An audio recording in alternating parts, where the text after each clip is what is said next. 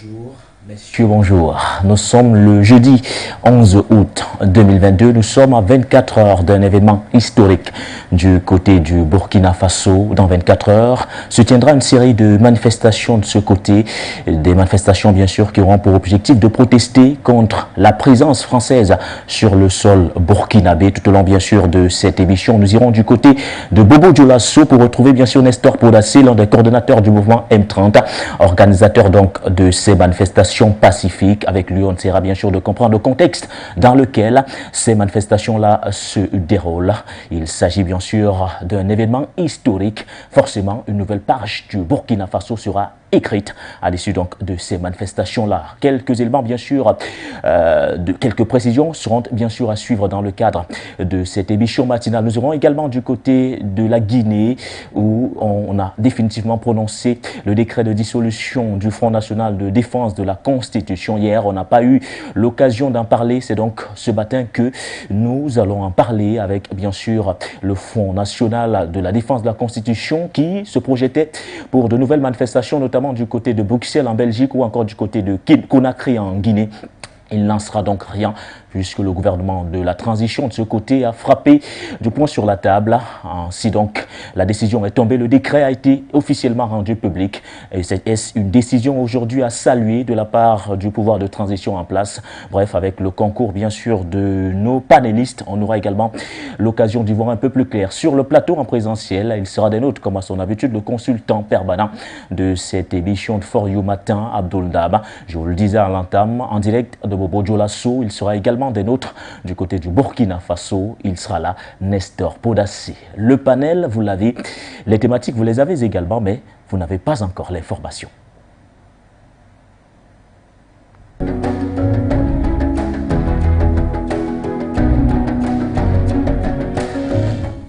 Tenue du dialogue national inclusif, la mission est loin d'être terminée pour le chef de l'État. Pas avant le 20 août prochain. En illustration, à peine le sol de N'Djamena foulé, le général de corps d'armée a rencontré les forces de défense et de sécurité. Il faut davantage réexpliquer, instruire, forger une opinion commune. Tels sont les maîtres mots de cette rencontre avec les chefs militaires. Le chemin parcouru par la transition à travers la mise en place et le fonctionnement de tous les organes a été retracé par le chef de l'État. Un exercice qui lui a permis de s'attarder sur les réformes institutionnelles et structurelles opérées au sein de l'armée. Membre du Conseil militaire de transition, chef d'état-major général des armées, commandant des grandes formations militaires, premier responsable de différents corps de services de sécurité et officiers généraux, était face à leur chef suprême. Qui mieux que la grande muette est mieux placé pour cerner les enjeux de cette grande messe? L'armée, en plus de son rôle régalien, doit aussi se préparer à accompagner le pays à franchir une étape décisive de la transition, qui est le dialogue national inclusif.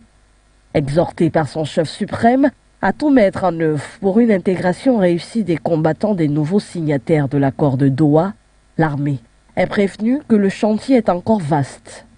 En plus de garantir la quiétude, la sécurité et défendre l'intégrité territoriale du pays, les forces de défense et de sécurité à écouter le chef de l'État, doivent surtout signer une participation respectable et disciplinée au dialogue en apportant une contribution intellectuelle au débat. À elle revient la charge d'éclairer la lanterne des participants sur les questions purement militaires, recommande le président de la République.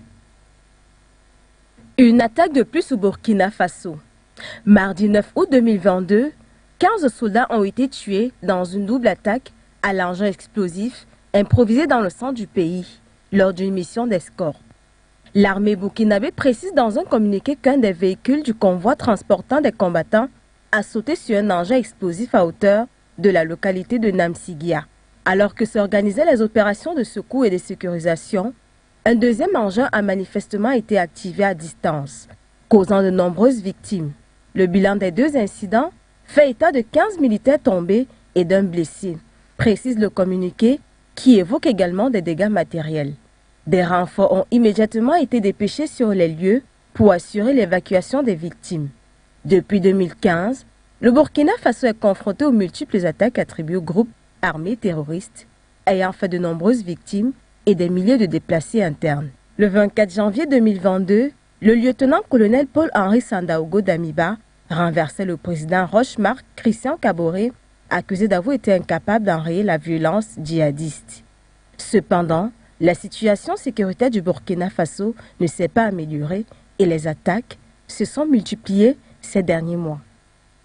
Selon le chef de l'état-major de l'armée de l'air, il s'agit d'un matériel de pointe qui va donner un coup d'accélérateur à la montée en puissance des forces armées maliennes.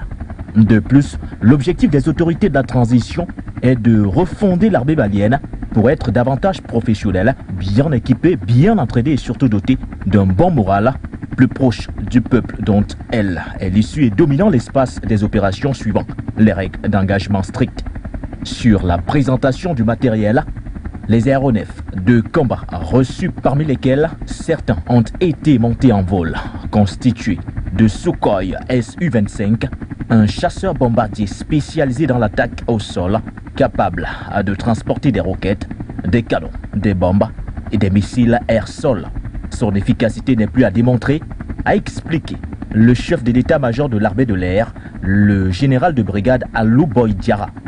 Le général Diarra a précisé par ailleurs qu'en plus des Sukhoi Su-25, l'armée de l'air a aussi reçu les appareils L-39 Albatros, des avions d'attaque au sol plus légers, mais qui sont aussi capables d'embarquer un armement très significatif, notamment des canons, des roquettes, des bombes et des missiles. Ces appareils s'ajoutent à des hélicoptères d'attaque Mi-24 et des hélicoptères de transport Mi-8, en plus d'un Airbus Casa C-295.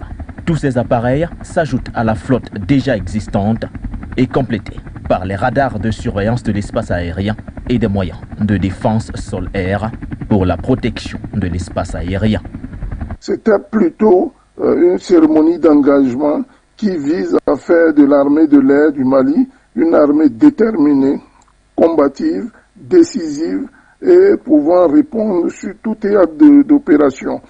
Il a été entre autres livré des L-39 Albatros, qui sont des avions de combat redoutables, des Sukhoi Su-25, n'est-ce pas, qui sont des avions d'attaque très puissants. Il y a des Super Tucano, qui sont toujours considérés dans le cadre des avions de combat. Et d'autre part, il y a des hélicoptères d'attaque comme les Mi-24P, des Mi-24, les Mi-8.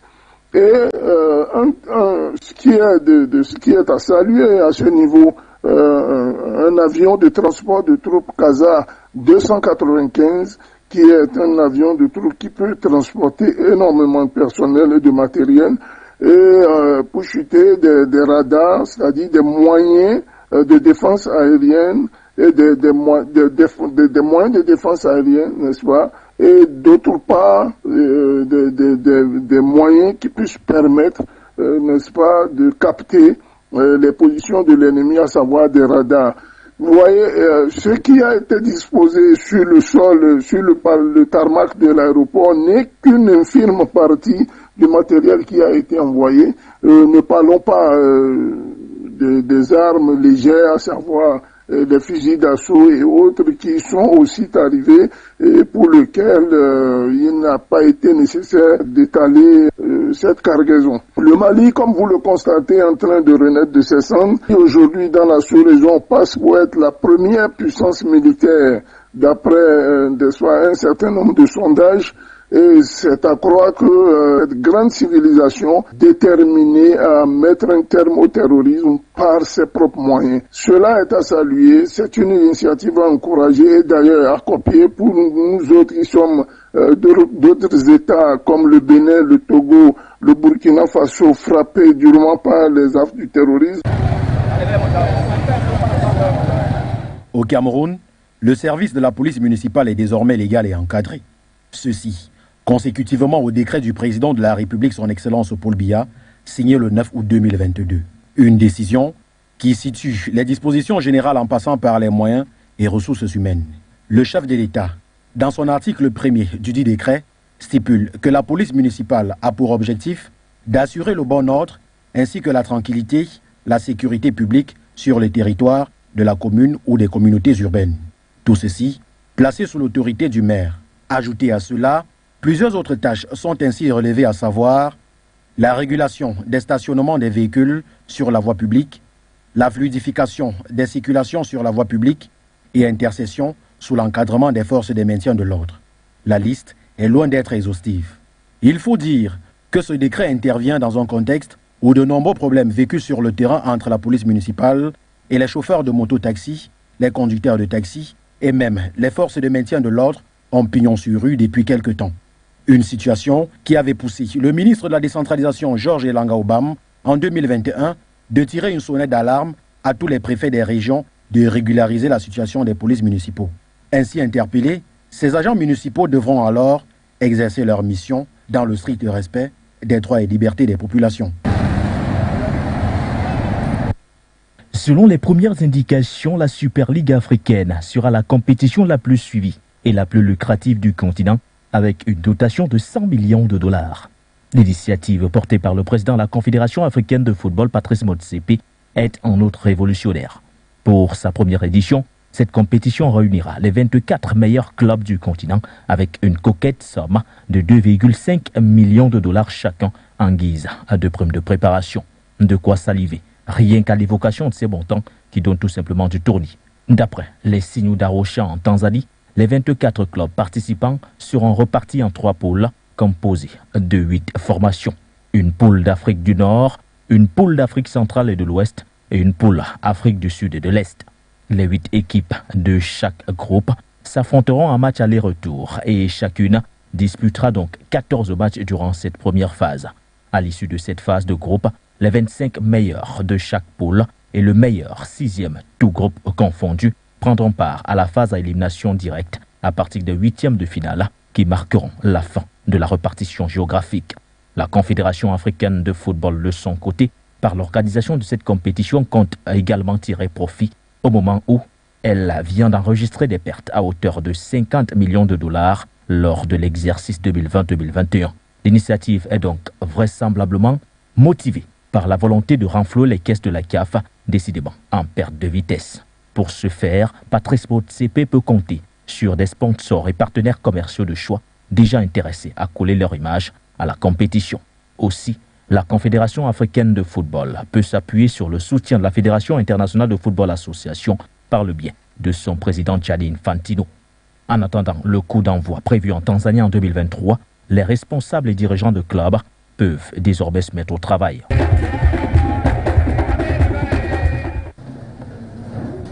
En République démocratique du Congo, l'ex-premier vice-président de l'Assemblée nationale, Jean-Marc Kabouna, poursuivi pour injure publique, outrage au chef de l'État et propagation de faux bruits, a passé sa première nuit en prison le mardi 9 août 2022.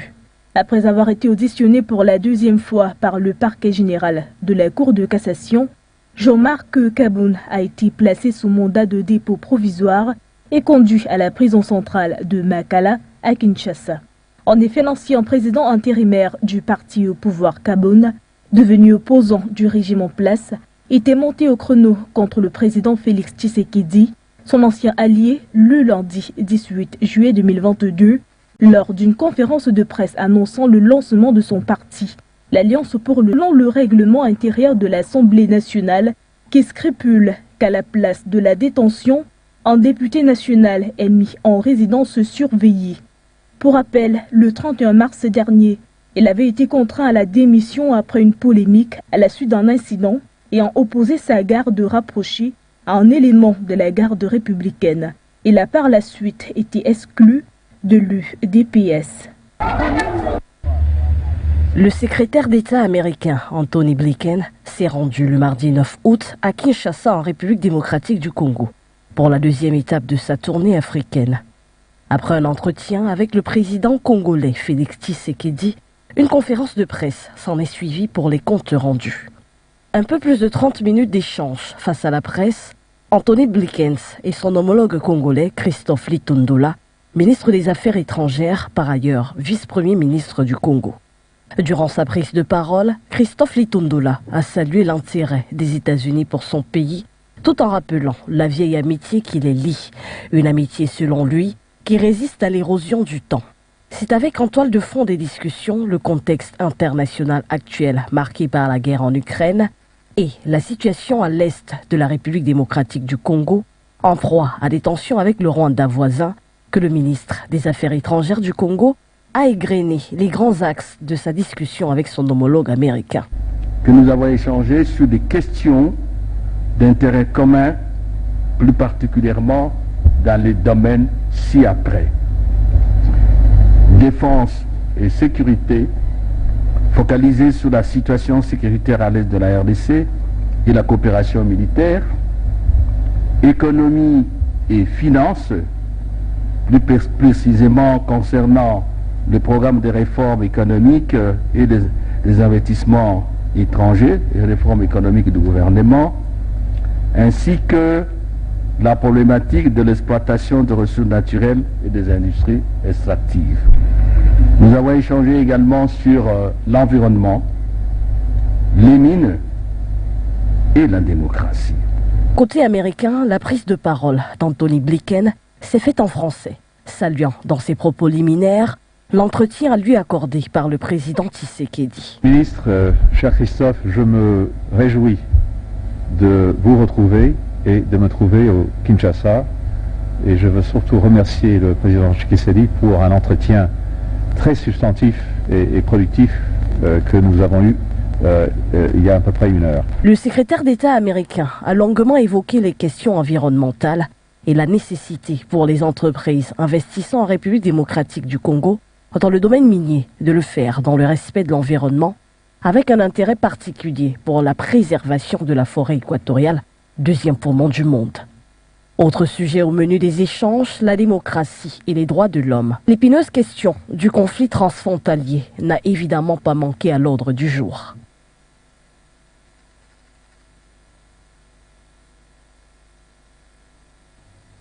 Merci donc à l'ensemble de l'équipe rédactionnelle de For You Media pour tous ces éléments. On le rappelle, les 2 thématiques inscrites à l'ordre du jour ce matin sont bien sûr relatives à la situation du côté du Burkina Faso, du moins à ces événements qui démarreront donc demain. Les manifestations donc qui sont prévues pour protester contre la présence française au Burkina Faso. Je vous le disais à l'entame donc de cette émission de For You Matin. Tout à l'heure en direct de Bobo Dioulasso, nous aurons bien sûr Nestor Podassé, l'un des coordinateurs du mouvement M30, organisateur de dites manifestations. On va essayer bien sûr d'y voir clair. La deuxième thématique est relative bien sûr à la Guinée-Conakry avec la dissolution du Front National de la défense de la Constitution. Le décret de dissolution a été donc rendu public en début de cette semaine.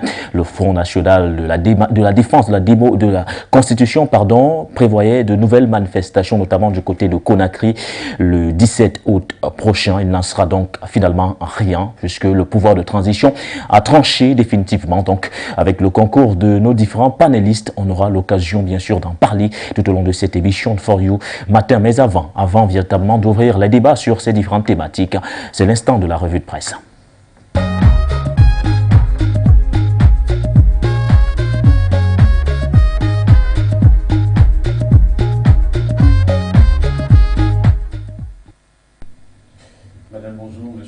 Bienvenue à cet espace consacré à la revue des grandes unes sur les antennes de For You Télévision. On ouvre directement avec le Cameroun et notamment avec un journal produit par le groupe Ton Super qui héberge donc le média For You. C'est Politics qui titre ce matin « Grand dialogue, satisfecit général ». Le Premier ministre chef du gouvernement Joseph Dion-Ngoté, par ailleurs président du comité de suivi et de la mise en œuvre de recommandations du Grand dialogue national, a présidé la 4e session du dit comité le 4 août 2022 à Yaoundé dans les locaux du Premier ministère. L'information est à lire en page 4. Pour rester avec le Cameroun, Cameroun Tribune, le quotidien Capitaux Public, titre « Lutte contre la vie chère, les mesures choc » au cours d'une conférence presse conjointe hier à Yaoundé. 4 membres du gouvernement ont évoqué les actions engagées pour limiter les effets de la crise sanitaire et de la crise russo-ukrainienne sur le pouvoir d'achat collectif budgétaire pris par le chef de l'État, augmentation du montant des subventions sur les produits pétroliers de 120 à 480 milliards de francs CFA, mesures fiscalo-douanières, soutien de 30% sur les prix des engrais, appui aux agriculteurs. L'information est à lire en page 6 et 7 du journal. Toujours au Cameroun avec le quotidien Mutation, le concours de la BEAC sonne encore. Un ex-directeur se lâche pour Dimadoun Manekador. L'affaire en cours est une occasion de reformer en profondeur et d'urgence la Banque des États de l'Afrique centrale. On parle d'économie avec la fusion CEMAC-CEAC. Le quotidien de l'économie titre ce qui reste à faire.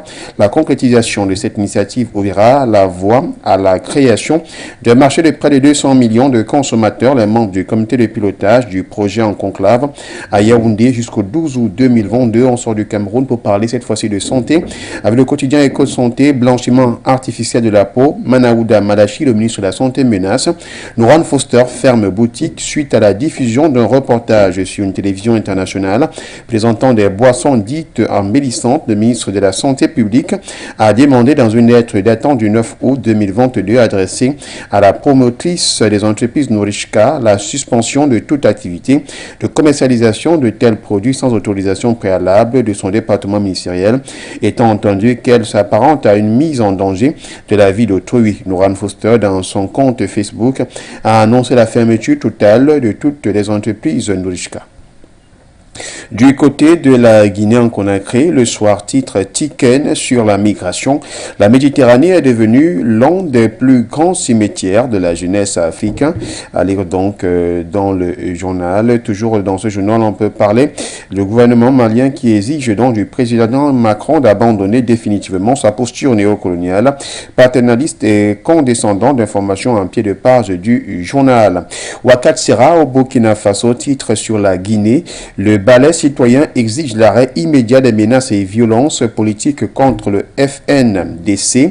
Le mouvement burkinabé de la société civile, le balai citoyen qui, non à la dictature, version Doumbouya, exige dans une déclaration en date du mercredi 10 août 2022 l'arrêt immédiat des menaces et violences politiques contre le FNDC, Front National pour la défense de la Constitution et ses militants. Toujours avec le Burkina Faso, Sidoya, lutte contre le terrorisme au Burkina Faso, création de formations militaires dans certaines provinces, notamment du Conseil des ministres, c'est la résultante. La lutte contre le terrorisme au Burkina Faso, à sa sortie du Conseil des ministres de ce mercredi 10 août 2022, le porte-parole du gouvernement, Lionel Bilgo, a fait savoir que dans sa dynamique de montée en puissance et surtout de mettre en application sa stratégie de maillage territorial, l'armée met en place un plan qui va lui permettre de renforcer sa présence dans certaines localités et surtout d'être plus efficace et proche des populations. Mali Web ce matin titre la zone UEMOA. Le Mali lève 277,311 milliards de francs CFA sur le marché des titres publics. Après 8 mois d'absence suite aux sanctions de la CEDEAO, l'État malien vient de faire son grand retour sur le marché régional des titres publics de la zone UEMOA. Les investisseurs de la zone UEMOA ont renouvelé leur confiance à l'État du Mali en lui accordant 277 milliards de francs CFA.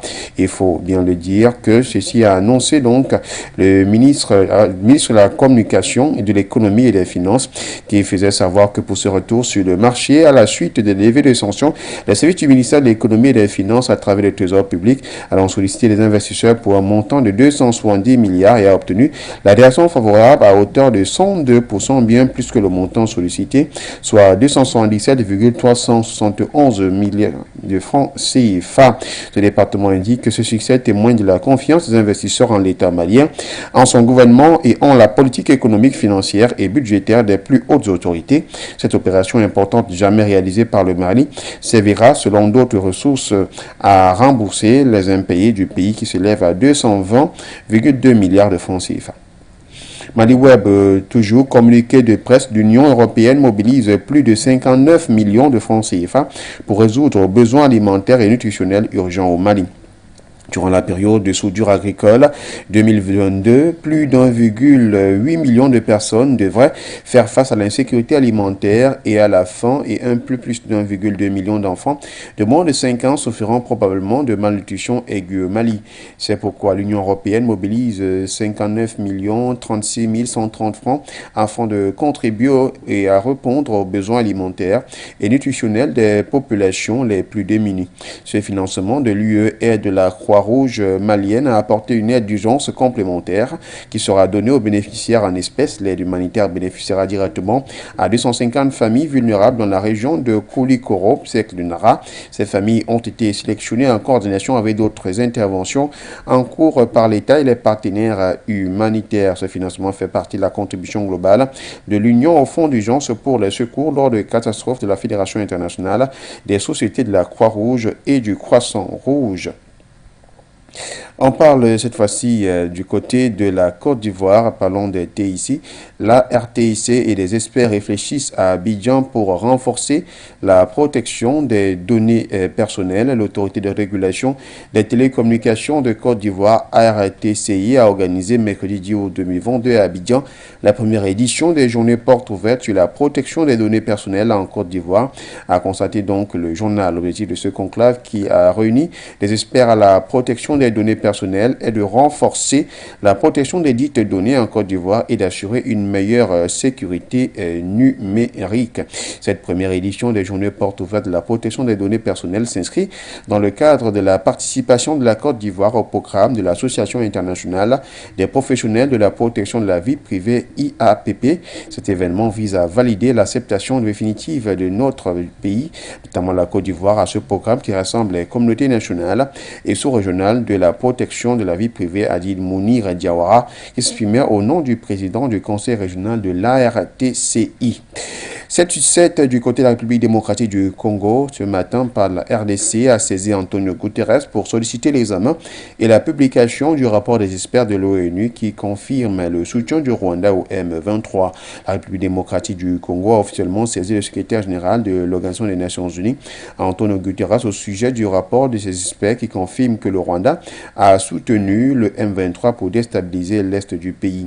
C'est le vice-premier ministre des Affaires étrangères, Christophe Lundula, qui l'a affirmé le mardi 9 août 2022 au cours d'une conférence de presse animée conjointement à Kinshasa avec Anthony Blinken à l'occasion de la visite du secrétaire d'État américain en RDC. Cette fois-ci, nous parlons avec actualité CD, arrestation de Jean-Marie Kabound. Son parti accuse le régime de Tshisekedi d'instrumentaliser la justice et promet des actions de très grande envergure pour exiger sa libération. L'Alliance pour le changement de Jean-Marc Kabound a dénoncé la mise sous mandat d'arrêt provisoire de son leader par le parquet général près la Cour de cassation mardi 9 août. La formation politique de Kabound accuse le régime de Félix Tshisekedi d'être à la manœuvre de cette arrestation et estime que Kabound, poursuivi notamment pour imputation dommageable, est arbitrairement en détention à la prison centrale de Makala. Tchad Info ce matin par la fête de l'indépendance, Mahamat Idriss Déby tend la main aux groupes armés sceptiques. À la veille de la célébration du 62e anniversaire de la cession à la souveraineté du Tchad, le président du Conseil militaire de transition s'est adressé à la nation. Il a, au cours de cette déclaration, appelé les politico-militaires sceptiques à reconsidérer leur position. Le président du Conseil militaire de transition a placé la question liée au dialogue national au corps de cette allocution faite à la veille de la célébration du 62e anniversaire de l'indépendance du Tchad. Il est revenu sur l'accord de participation au dialogue national signé il y a 48 heures à Doha au Qatar entre le gouvernement et les groupes armés. Parlons toujours du Tchad Info. L'UFDD proclame un cessez-le-feu général. La présidence de l'Union et des forces pour la démocratie et le développement, l'UFDD, proclame un cessez-le-feu général sur toute l'étendue du territoire tchadien. C'est à travers un communiqué diffusé le 9 août. L'accord de paix à Doha, signé le 8 août entre le gouvernement et les mouvements politico-militaires tchadiens, fait ses effets. Juste 24 heures après sa signature, l'Union des forces pour la démocratie et le développement, UFDD, du général Mahamat Nourish Attachi, annonce un cessez-le-feu unilatéral sur tout le territoire tchadien. L'UFDD affirme sa volonté de donner un dialogue national inclusif à travers ses délégués. Une chance donc pour lui et assure la présidence du mouvement rebelle. Du côté du Gabon Review, on parle de réforme économique. Le FMI tire son chapeau au Gabon. Si le Gabonais lambda estime que les réformes économiques annoncées et mises en place par le gouvernement ne se font pas ressentir dans son quotidien au regard de l'explosion et du coût de la vie, le Fonds monétaire international a su que le Gabon est un bon élève en matière de réformes. Reçu récemment en audience par le président Ali Bongo, son représentant dans le pays a présenté les félicitations de son institution pour la volonté de réformer l'économie nationale. Toujours au Gabon, tout adhérent en visite de 48 heures à Libreville. Au cours de ce séjour dit de travail et d'amitié, le président centrafricain Faustin Archange Touadéra et son homologue Ali Mbogo Ondimba évoqueront le renforcement de relations entre les deux pays, notamment sur les questions sécuritaires, alors que le contingent gabonais a été contraint de quitter la MINUSCA en septembre 2021 par décision de l'ONU. 10 mois après son dernier voyage dans le pays, Faustin Archange Touadéra effectuera donc bientôt une nouvelle visite de travail et d'amitié au Gabon. Le séjour donc du président centrafricain, dont la date de début n'a pas été précisée, mais dont on suppose qu'il aura lieu ce mois d'août, devrait donc durer 48 heures selon le communiqué de la présidence de la République. Madame, Monsieur, voilà donc la quintessence des journaux ce matin. Merci à vous, Florent. Olivier Noir, on le rappelle, vous êtes par ailleurs rédacteur en chef de For You Media et ceci constitue l'essentiel d'ailleurs des sujets qui seront développés, j'ose le croire, durant cette journée. Et effectivement, on pourra les retrouver dans nos différentes sessions d'information. Je vous souhaite une bonne continuation de l'émission. Merci également à vous et bonne journée. L'occasion pour moi de présenter le panel. Enfin, ils sont là, ils sont des nôtres une fois de plus ce matin. Tout d'abord en présentiel sur ce plateau, Monsieur Abdoul Dam, le consultant permanent de cette émission de For You Matin. Bonjour monsieur. Bonjour mon frère Denis. Bonjour à toute la galaxie de nos milliers de téléspectateurs qui nous regardent. Un bonjour particulier au top management de For You Media. Un bonjour spécial aux valeureux techniciens qui, tant bien que mal, se battent autant que faire se peut, afin que nous soyons toujours audibles, mais aussi visibles.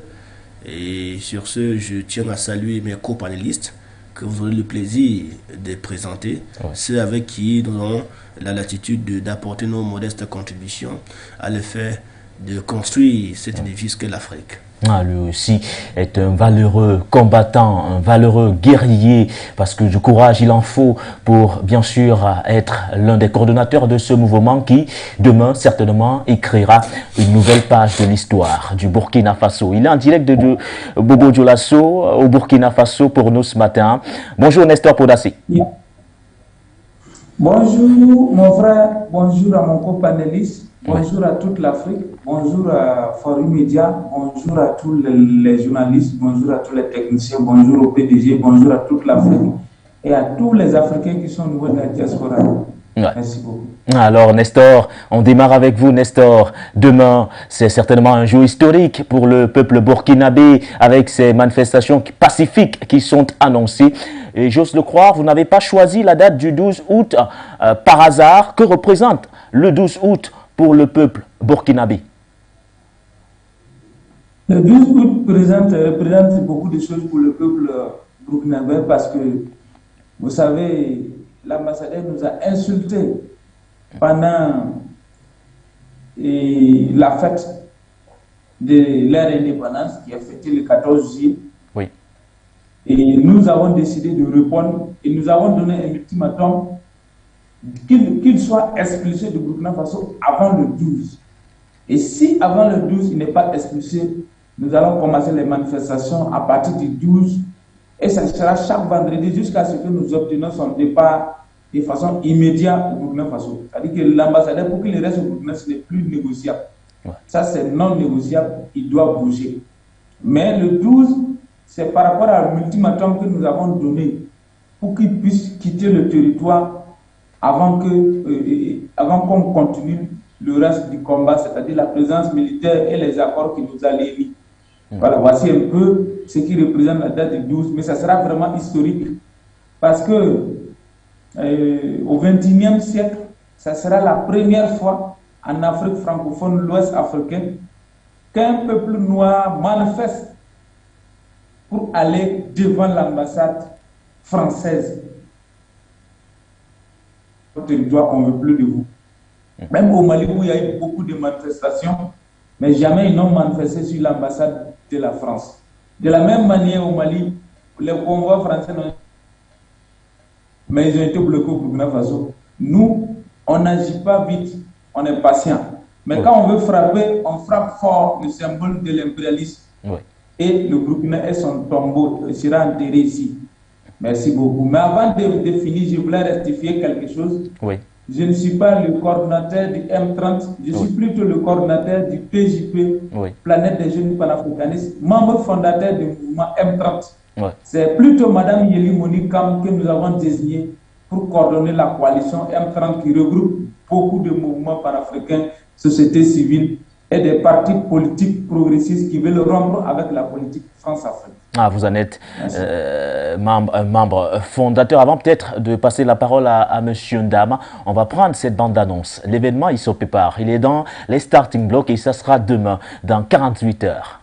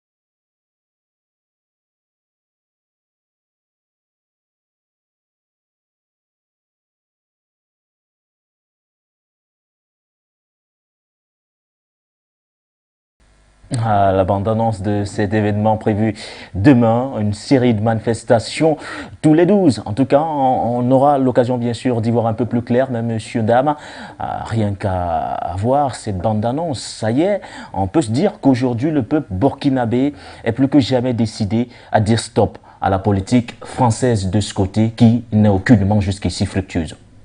Bien évidemment, si l'on s'en tient de la bande-annonce, il en découle clairement cette volonté manifeste d'en découdre véritablement et de procéder à cette rupture totale de cette coopération, j'allais dire, de ce mariage, ma foi, incestueux, qui ne profite pas à l'Afrique en général et au Burkina Faso en particulier. Le Burkina Faso en a connu des verts et des pas mûrs. Ces valeureux héros nationaux ou encore la plupart sont passés de vie à trépas, et que celui-là qui portait quand même ce Burkina Faso des hommes intègres, en l'occurrence M. Sankara, paix à son âme, est celui-là qui se positionne aujourd'hui comme l'un des archétypes qui exprimait, il y a cela quelques années, plusieurs années en avance, cette volonté manifeste à couper ces liens-là qui empêchaient au Burkina Faso de bien vouloir décoller économiquement et sur d'autres plans. Je crois que cette association ou encore le mouvement c'est M30. M30, oui, effectivement. M30, bien évidemment, s'inscrit dans cette suite logique de continuité des travaux, de continuité du chantier qui a été initié par M. Thomas Sankara aujourd'hui, qui est un modèle. Je crois que c'est une action salutaire et qu'en réalité, lorsque un mouvement qui est organisé, du point de vue de la forme, on voit qu'il y a une préparation, du point de vue du fond, il y a quand même un travail technique et intellectuel qui a été mené et qui est mené pour pouvoir organiser et orchestrer et harmoniser cette activité afin que l'objectif escompté soit atteint. Puisqu'en réalité, l'objectif est défini. C'est en cela que la motivation de cette société civile, placée sur le prisme du M30, s'organise pour pouvoir mettre sur pied un certain nombre d'éléments ou encore un certain nombre d'objectifs qu'ils se donnent les moyens à signer. Notamment le départ de l'ambassadeur français au Burkina Faso et par la suite demander le départ des bases militaires françaises qui se situent du côté du Burkina Faso. Je crois que c'est une action, il faut l'inscrire dans une action citoyenne, c'est une action républicaine, c'est une action patriotique et même nationaliste. Vu donc sur cet angle-là, il est important qu'on puisse, au lieu de décourager ce mouvement, mais plutôt les encourager à continuer dans cette perspective-là. Pourquoi? Parce qu'en réalité, aujourd'hui, in fine, le peuple africain est plus que jamais conscient du fait que le changement de leur situation ne dépend plus forcément de l'aide des dirigeants, mais parce qu'eux, ils sont comptables du fait qu'ils sont citoyens, par conséquent, ils font partie intégrale de la République et pour ce faire, chaque citoyen pris individuellement a un rôle à jouer pour la construction de l'édifice qu'est le pays.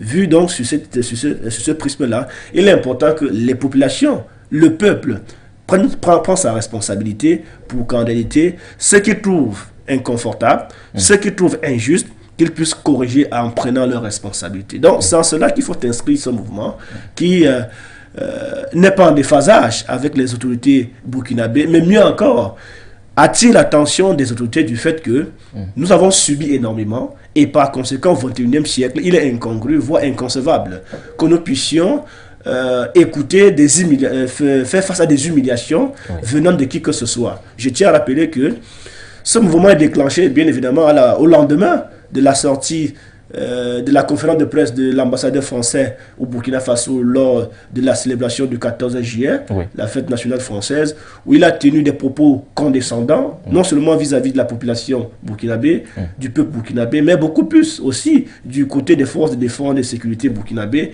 Et en cela, on s'est quand même surpris de constater que cela est tout simplement une violation. Cela est tout simplement le fait de s'ingérer dans les affaires internes d'une république. Et vu sur ce temps-là, le peuple prend sa responsabilité. Et je crois que le compte à rebours est lancé. Et demain, les hostilités seront lancées. Et justement, Nestor, nous sommes à moins de 24 heures de cet événement-là, de ces manifestations pacifiques. Quelle est la température du côté du Burkina Faso? La température, elle est bonne. La population est motivée. Les panafricanistes sont motivés. Tout le monde est motivé. Jeunes, enfants, grands, tout le monde, hommes, femmes, tout le monde est motivé. Vu que la gente féminine était un peu en arrière par rapport à ce combat panafricaniste au Burkina Faso. Mais aujourd'hui, nous avons une dame de fer, qui était aussi candidate aux élections 2020 passées. Donc, l'opinion nationale et internationale connaît bien.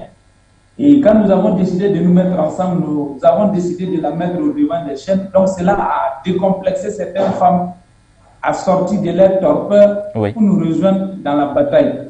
Et on dit quoi? Tout ce que femme veut, Dieu veut. Et si les femmes nous rejoignent dans cette bataille et nous les avons décidé de les mettre à l'honneur en les mettant devant, nous savons que Dieu est d'accord et ça va aboutir. Donc déjà, les femmes sont motivées, les hommes sont motivés. Donc j'encourage encore les hommes à s'engager plus parce que il ne faut pas que nos mamans vont venir nous dépasser. Donc les hommes doivent jouer, assumer leur rôle pleinement. L'ambiance est bonne, nous sommes motivés, nous sommes déterminés.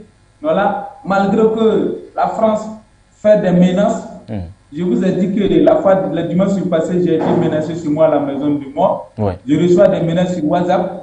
Mais la France ne peut pas venir en France, quitter en France, venir m'empêcher de m'exprimer pour ma liberté. Ce n'est pas possible.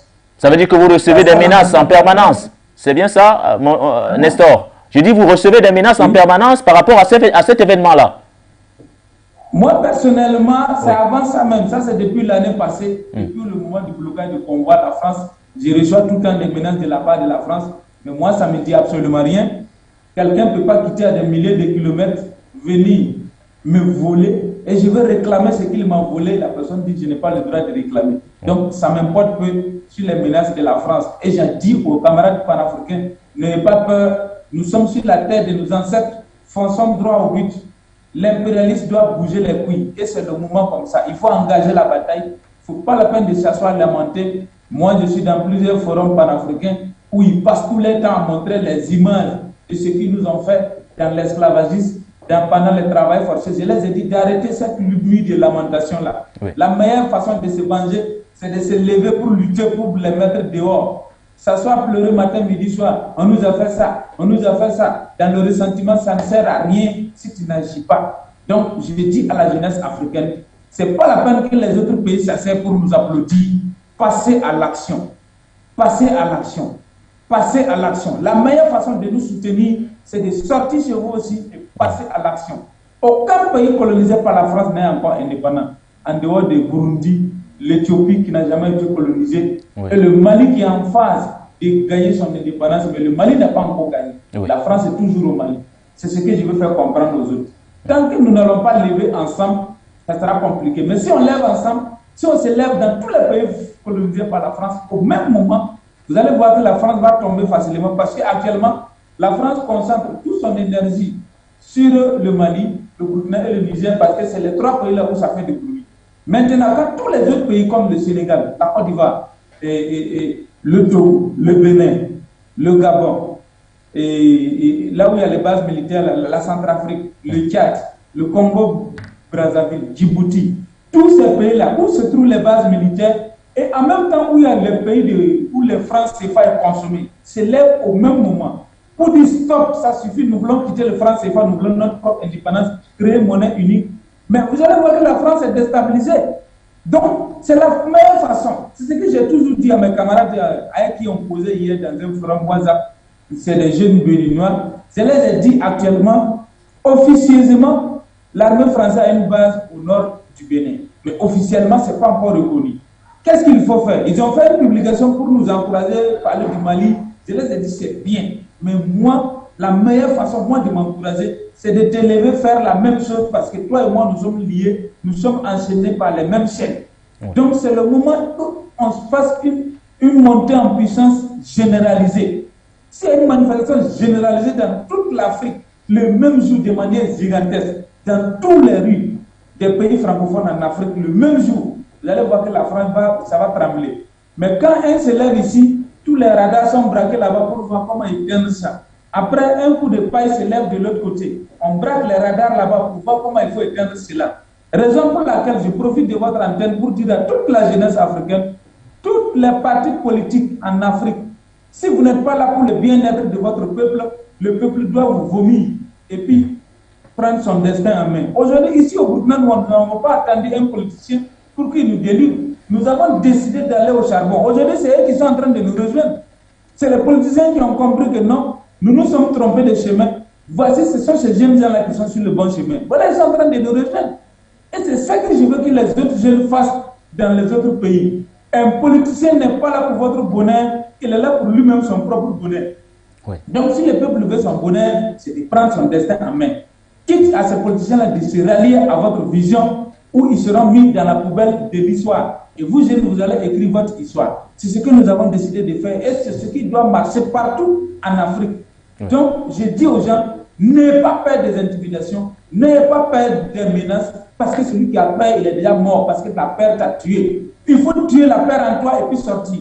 Au Burkina Faso, les terroristes tuent chaque jour, matin, midi, soir. Donc, ici, notre vie, c'est 24 heures renouvelables.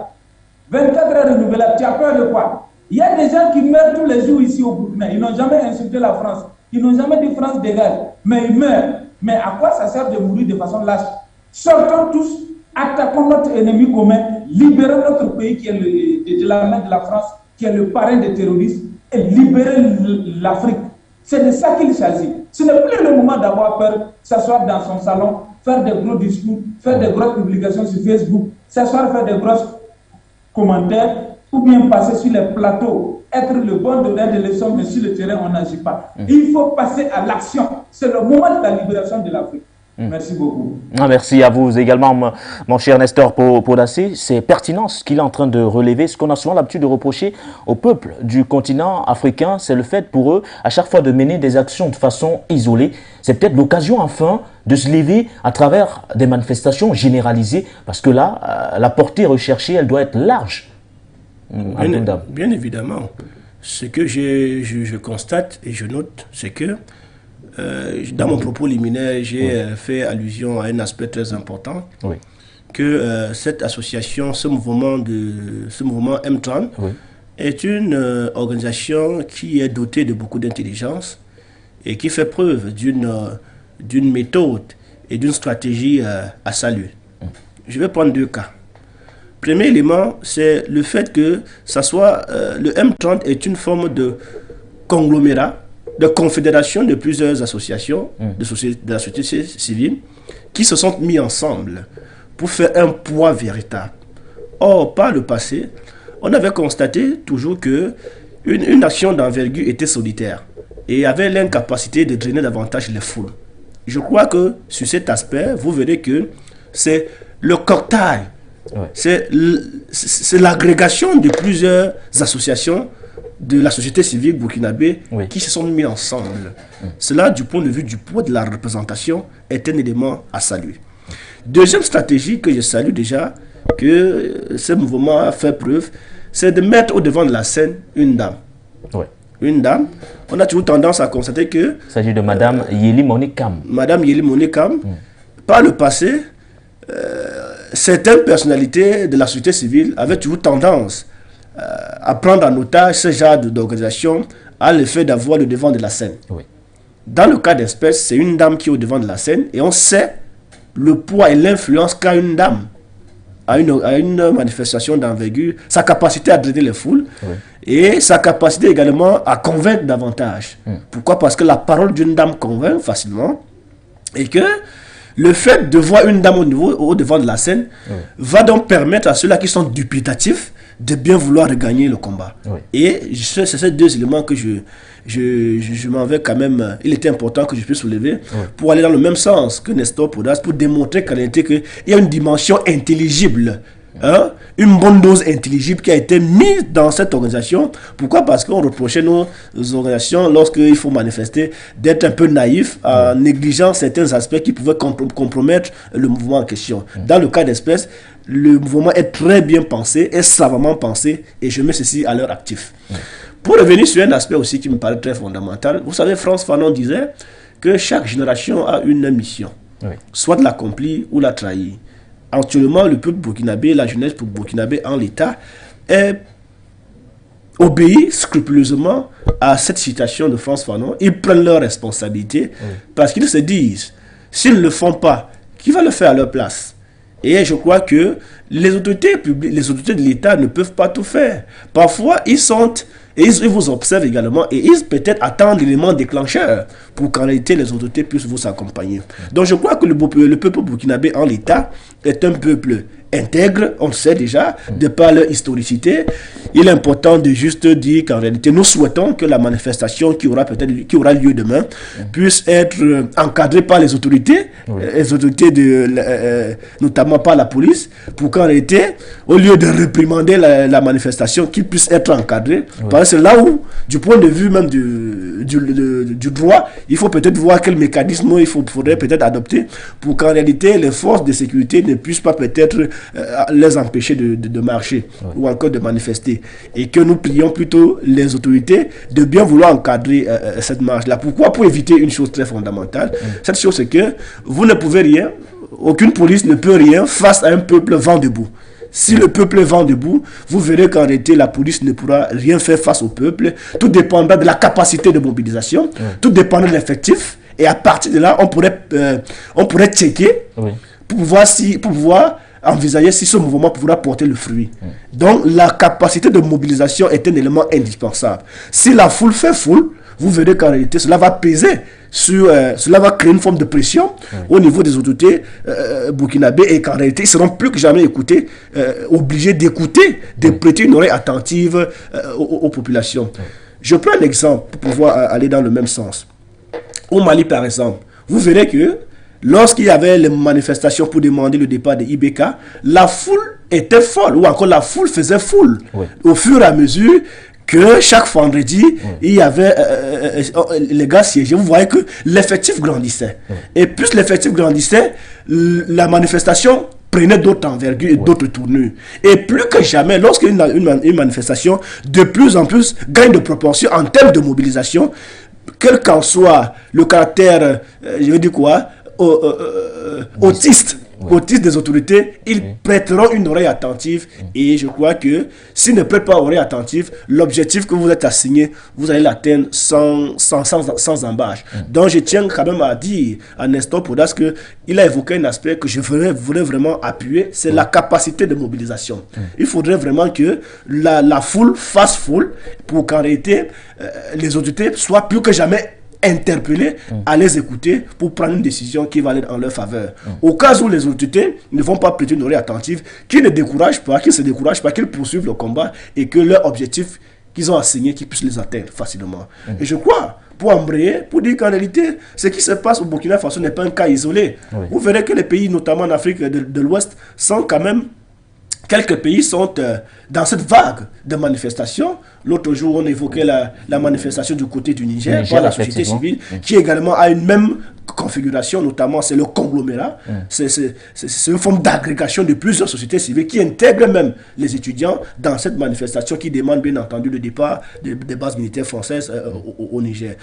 Le Mali, le Burkina Faso, le Niger, ça peut quitter, ça peut faire tache d'huile peut-être au Bénin et j'en passe. Pour dire qu'en réalité, ne négligeons pas ces trois pays-là qui s'inscrivent déjà dans cette vague de manifestations pour demander le départ des bases militaires françaises et en l'occurrence de l'ambassade française pour ce qui est du Burkina Faso. Pour dire qu'en réalité, ce mouvement est déjà enclenché par trois pays peut créer ce qu'on appelle techniquement un effet contagion. Un effet de contagion par... chez d'autres pays ou encore dans d'autres pays africains qui peut-être manifestent ou encore ressentent les mêmes frustrations et qui n'ont peut-être pas le courage de bien vouloir prendre leurs responsabilités. Quand ils verront cela se faire ou encore se passer ailleurs, je crois que cela peut les stimuler à prendre leurs responsabilités pour pouvoir entrer dans la danse comme le Burkina Faso, le Mali et le Niger sont en train de vouloir faire. Nestor Podassé, dites-nous, vous qui êtes sur le terrain, est-ce que des mesures précises et particulières ont été prises pour que ces manifestations-là se déroulent dans le calme le plus possible? Oui, les mesures sont prises. Nous avons déposé les demandes d'autorisation auprès des autorités. On n'a pas encore reçu de réponse. On m'a même appelé ce matin de venir prendre réponse. Bon, s'ils interdisent l'information déjà partie, est-ce que nous, on peut empêcher tout le monde de ne pas venir sur le terrain? Ce n'est pas possible. Mais moi, je pense que nous avons demandé à ce qu'ils encadrent. Et il sera sage et judicieux pour eux d'autoriser et encadrer. C'est ce que nous leur demandons. Donc, je pense que cela est très, très important qu'ils tiennent compte de cela. Et cela va beaucoup les aider et cela va beaucoup nous aider. Parce que c'est à caractère pacifique. Nous, dans le truc, c'est à caractère pacifique. Nous avons voulu que cela soit pacifique possible. Voilà, pas d'agression physique, pas de casse, pas de brûle, rien. Voilà. Mais maintenant, s'ils interdisent, et que nous, on ne pourra pas dire à tout le monde, là, c'est difficile, l'information est partie dans les zones. Est-ce qu'on pourra aller rattraper tout le monde pour dire la marche est annulée? Je ne pense pas. Voilà. Donc, pour moi, ils doivent autoriser. Voilà. Sinon, nous avons déposé les autorisations en bonne et due forme dans toutes les administrations possibles. Voilà. Donc, nous, on ne s'inquiète pas. Ce que nous savons, nous devons sortir demain à 14h devant l'ambassade de France à Ouagadougou et devant le consulat de la France à Bobo-Dioulasso. C'est les deux grandes villes qui vont rentrer en danse dès vendredi qui vient. Mais le vendredi suivant, c'est toute la ville, c'est toute la nation dans les autres villes aussi. On va sortir, ce sera des marches nationaux, marches nationales pour couvrir tous les 13 grandes régions du Burkina Faso. Parce que le Burkina ne se limite pas à Ouagaï Bobo seulement, mais c'est tout l'étendue du territoire. Donc nous demandons vraiment à ce que les gens sortent beaucoup. Je lance l'appel à tous les Burkinabés, à tous les Africains vivant sur la terre burkinabé, parce que cette lutte n'est pas une lutte burkinabé seulement, mais c'est une lutte panafricaniste. Donc, tous les Africains qui se trouvent sur le sol burkinabé, vous êtes tous invités demain à 14h00 devant l'ambassade de France à Ouagadougou et 14h00 pour ceux qui sont du côté de Bobo-Dioulasso devant le consulat, Institut français de Bobo-Dioulasso à côté du gouvernement. Donc, ça ne va pas durer, c'est 14h à 16h, juste avant l'heure, puisque ces journées continuent, les services ferment à 16h. Donc, à partir de 15h30, nous allons rentrer remettre les doléances, notre note de protestation, notre mémorandum, on va les remettre pour les dire, voici comment ça va se passer. Voici ce que nous revendiquons. Donc, le premier point de la revendication, elle est très simple. Nous voulons le départ immédiat. L'ambassadeur Luc Alad, comme on l'appelle, moi je l'appelle l'idiot inutile. Voilà, parce que lui nous a insulté que nous sommes des idiots utiles, mais moi je l'appelle l'idiot inutile. Ça veut dire que lui, il doit bouger du Burkina Faso, ça c'est non négociable. Deuxièmement, nous invitons le président Paul-Henri Sandaogo, son Excellence, à rejoindre la bataille du peuple pour la libération de notre continent. Parce que nous avons trop souffert dans la domination française, la politique française. Donc il est temps que nos dirigeants nous l'interpellent. Raison pour laquelle nous avons dit appel au lieutenant-colonel Paul-Henri Sandaogo Damiba, président du Faso, à rejoindre son peuple dans la lutte contre l'impérialisme occidental, afin d'exiger le droit au respect et à la liberté et à la souveraineté nationale. Nous devons être respectés. Notre souveraineté ne se négocie pas. Ça, c'est Mandiba. Nous disons aussi que nous voulons le retrait de tous les assistants techniques français de nos institutions qui sont des sources d'aliénation, d'espionnage et d'otage de nos politiques de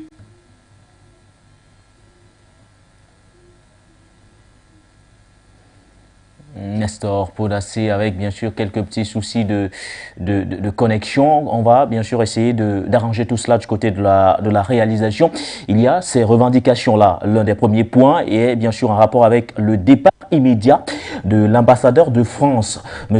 Luc Alad. Et il y a bien sûr le deuxième point, le retrait de tous les assistants techniques français des institutions burkinabées qui sont des sources d'aliénation, d'espionnage et d'otage des politiques et développement de la souveraineté du Burkina Faso. Le troisième point, la résiliation immédiate des accords militaires avec la France et la suspension des accords économiques en retirant bien sûr l'expertise technique internationale afin de réaménager les accords pour un équilibre des intérêts gagnant-gagnant. Le quatrième point, c'est peut-être ce qui nous intéresse et tout à l'heure on aura l'occasion d'écouter Nestor Podacé à ce sujet. Mais avant Nestor, ce quatrième point où aujourd'hui le mouvement M30 invite le lieutenant-colonel Paul-Henri Sandaogo à rejoindre cette bataille-là. Est-ce que vous avez l'impression, Abdoundam, que le président du Faso n'est pas suffisamment impliqué dans la libération du Burkina Faso?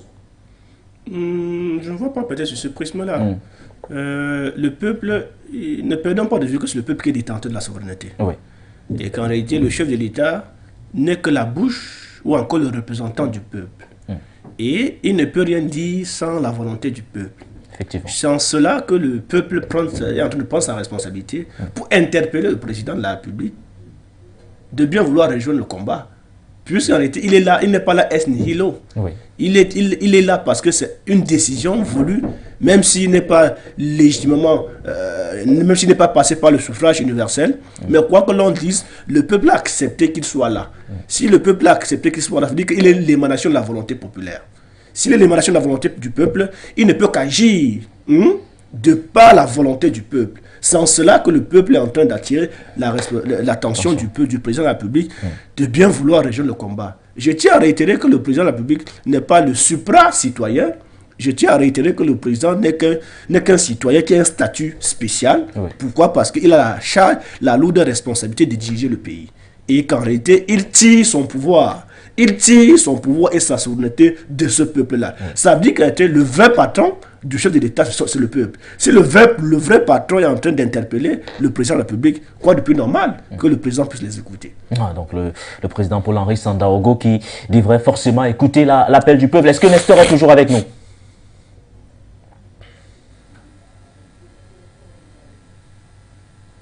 Non, il n'y est toujours pas. On va peut-être aller du côté de la... Oui, il y a un aspect que je voulais quand même soulever. Hein. Oui. Un aspect du point de vue du droit.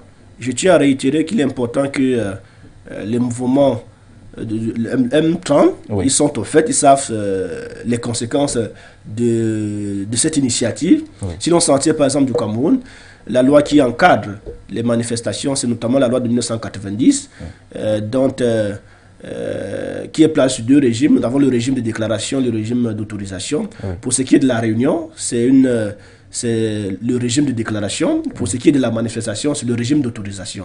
Je crois que peut-être ça peut être le cas aux côtés du Burkina Faso, pour dire qu'en réalité, que lorsque vous déclarez, vous déposez une demande de manifestation, l'autorité administrative territorialement compétente peut, s'il estime que votre marche, votre manifestation de nature a porté atteinte à l'ordre public, il peut prendre ses responsabilités pour pouvoir interdire la marche. Maintenant, les conséquences du fait que l'autorité administrative prenne une décision et que vous outrepassez les décisions de l'autorité administrative, que vous exposez, bien entendu, à des sanctions. Et pour dire qu'en réalité, si à jamais l'autorité administrative interdise cette marche, ben, s'ils s'entêtent, ça veut dire qu'en réalité, ils savent pertinemment qu'ils sont en train d'outrepasser les lois de la République. Mais je vais apporter le bémol pour dire qu'en réalité, la loi est l'émanation du peuple. C'est le peuple qui vote la loi et par conséquent, le peuple peut estimer que votre décision que vous prenez en réalité ne pourrait pas arrêter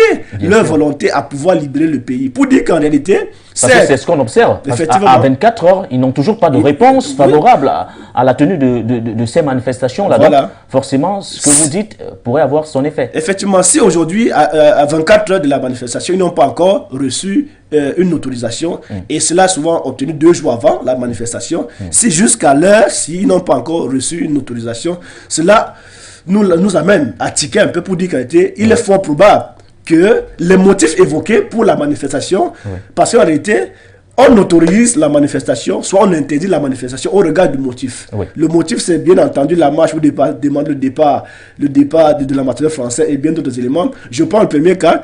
Ça veut dire qu'en réalité, si les autorités administratives parvenaient à autoriser cette manifestation, ça veut dire qu'en réalité, ils sont d'accord pour que l'ambassadeur parte. Donc, c'est un peu c'est un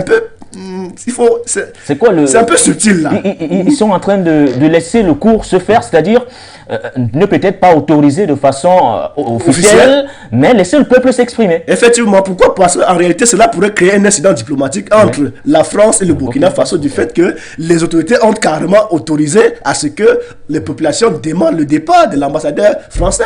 Donc, le peuple ou encore le mouvement M30 a été stratégique parce qu'ils sont en train de mettre les autorités de Burkina Faso face à leurs responsabilités. Ils sont entre l'enclume et le marteau.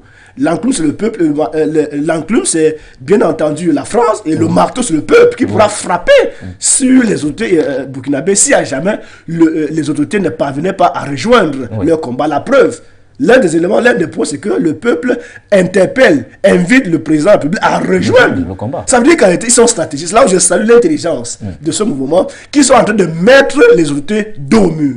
Soit vous choisissez le peuple, soit vous soyez complice de la France. Mais in fine, ceux qui seront gagnants, c'est toujours le peuple. Donc les autorités ont intérêt à écouter le peuple. On va écouter l'une des têtes pensantes de ce mouvement. Il s'agit bien sûr du mouvement 30 aujourd'hui, M30, pardon, du côté du Burkina Faso, ce mouvement-là, qui est d'ailleurs l'organisateur de cette série de manifestations qu'on devra donc enregistrer dès demain, dès ce 12 août 2022, du côté du Burkina Faso. Il s'agit de Madame Yeli Monique Kiam, coordonnatrice du mouvement M30.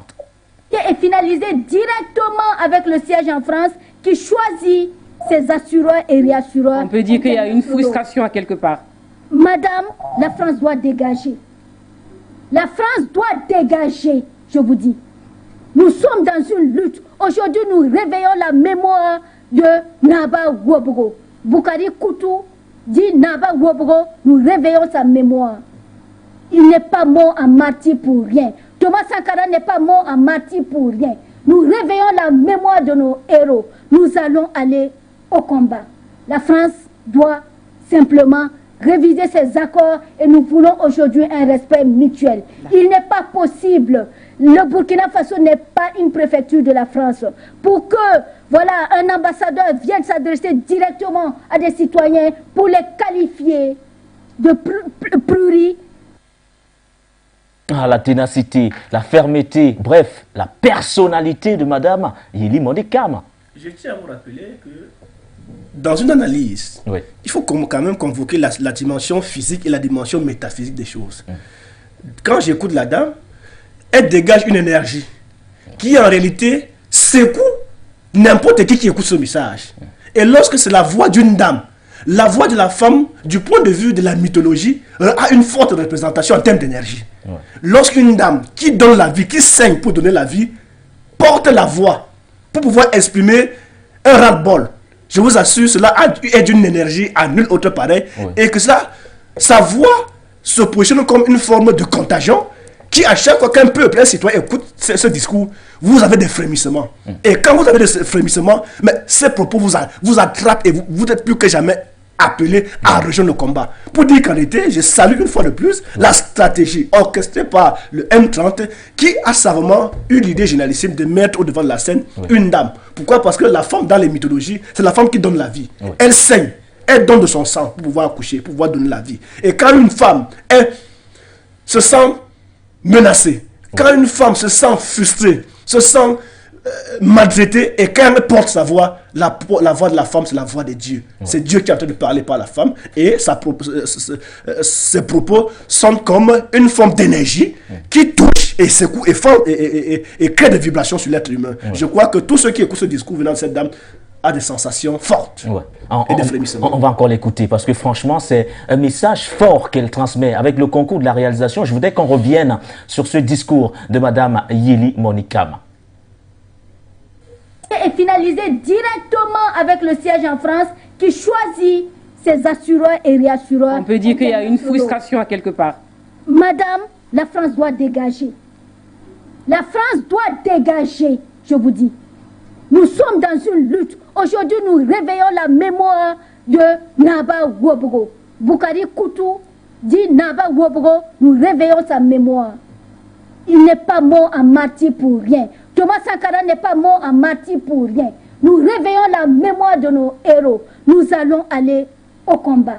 La France doit simplement réviser ses accords et nous voulons aujourd'hui un respect mutuel. Il n'est pas possible. Le Burkina Faso n'est pas une préfecture de la France. Pour que un ambassadeur vienne s'adresser directement à des citoyens pour les qualifier de pluri. On ne peut pas se lasser de l'écouter, Madame Yéli Monikama. Il est là, mon cher Nestor Podacé. Alors, on écoute Madame Monikama.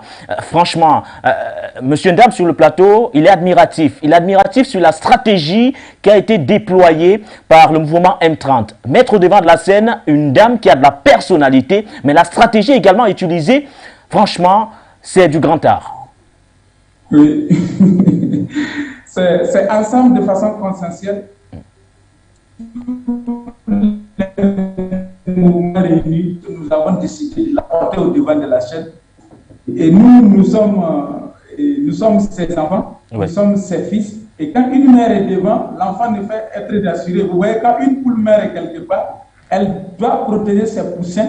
Et en même temps, ça rassure les poussins quand le père bien fait le tour. Donc la poule mère se déploie pour protéger ses enfants. Et je pense qu'aujourd'hui, c'est la libération de l'Afrique, c'est la libération du Burkina Faso qui a enclenché. Et je pense que j'invite nos mamans à rentrer dans le combat. C'est très très important que nos mamans se lèvent, et se mettent devant. Parce que Yéli, vous la connaissez, je vous ai dit, c'est quelqu'un, on ne peut pas la manipuler. Elle est très indépendante dans sa tête, elle est très lucide, elle est très patriote, elle sait ce qu'elle veut, elle sait ce qui est bien pour notre nation. Mais elle a dit quoi? Si nous ne nous engageons pas aujourd'hui, moi personnellement, je ne vais pas reporter les combats de mes enfants. Je ne vais pas reporter mon combat à ce que mes enfants viennent mener leur combat. C'est nous qui devons mener ce combat. Et si nous refusons de nous battre, c'est nos enfants qui vont faire ce combat. Peut-être plus difficile que nous, alors que nous, peut-être, on avait l'opportunité de le gagner. Donc, c'est pour cela, nous l'encourageons beaucoup, nous l'admirons beaucoup. Et nous qui sommes déjà sur le terrain depuis longtemps, c'est une aubaine pour nous parce que notre rang ne fait que grossir, nous les panafricanistes. Au départ, je me rappelle bien, je montais dans les bus, je parlais dans les années 2010-2012, avant même que Blaise ne chute. Personne ne pouvait parler de franc dégage ici. Mais moi, je prenais ce courage, je montais dans les bus, je parlais. Quand je m'arrête, les gens viennent dire hey, toi, là, fais attention, hein. Attention, tu sais que Blaise, là, c'est le sous-préfet de la France. Je dis, moi, je m'en fous, je ne l'ai jamais aimé. Parce que quand je suis arrivé de la Côte d'Ivoire, je suis né en Côte d'Ivoire, j'ai fait presque toute mon enfance là-bas. Quand Sankara mourait, j'étais enfant. Quand j'ai commencé à grandir, j'ai appris que c'est Blaise qui l'a tué pour donner à l'impérialisme.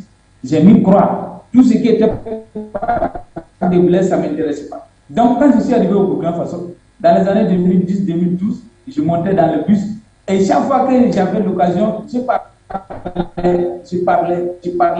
Et aujourd'hui, quand les amis qui sont au Mali, au Niger, un peu partout me voient, qui voyageaient avec les bus de TCB, quand ils me voient, ils disent, toi, sur Afrique Média ou sur Fourier Média, vous parlez du panafricanisme, ça ne nous étonne pas parce qu'on te voyait venir. Je dis, mais il y a longtemps, nous on est dedans, nous on est nés avec. C'est pour cela qu'on est jeune en âge, mais on est vieux dans l'esprit. Oui. Parce que nous, on voyait loin. Donc aujourd'hui, c'est ça qui est en train, c'est cet rêve-là qui est en train de se réaliser. Les choses que nous avons passé plus de 10 ans à dénoncer, à parler, mais en ce moment, il n'y avait pas de réseaux sociaux comme ça, il n'y avait pas de médias panafricains comme ça pour porter nos voix. Donc, dès l'ouverture de la chaîne Afrique Média, je suis abonné. Tous les jours, je suivais Afrique Média. À la maison, à tel enseigne que madame même ce fois disait, ah, mais tu ne vas pas nous laisser suivre autre chaîne. Il faut suivre, mais ça là, Afrique Média, nous ensemble. Donc, parce que comment tout est parti, et j'aimais lire beaucoup les livres de Nelson Mandela, Thomas Sankara, ainsi de suite, les Cheikh Anta Diop. C'est dans tout cela que moi j'ai beaucoup appris. Et quand je regardais au niveau national au Burkina, je n'avais pas un politicien quand même qui pouvait faire cela, ce que nous on voyait. Donc, raison pour laquelle au Burkina, je n'ai jamais été dans un parti politique. Je n'ai jamais été un des trucs. Nous avons décidé ensemble avec les jeunes gens de lancer Planète des jeunes panafricanistes, qui est un mouvement panafricain révolutionnaire pour mettre la France dehors. Et plus nous avançons, nous rencontrons des camarades, des mouvements qui viennent de gauche à droite pour dire on est d'accord avec vous, allons-y. Je dis faisons seulement en chambre. Seul on va vite, ensemble on va très loin. Ouais. Donc nous invitons tout le monde, tous encore dans l'excitation, à rejoindre les rangs.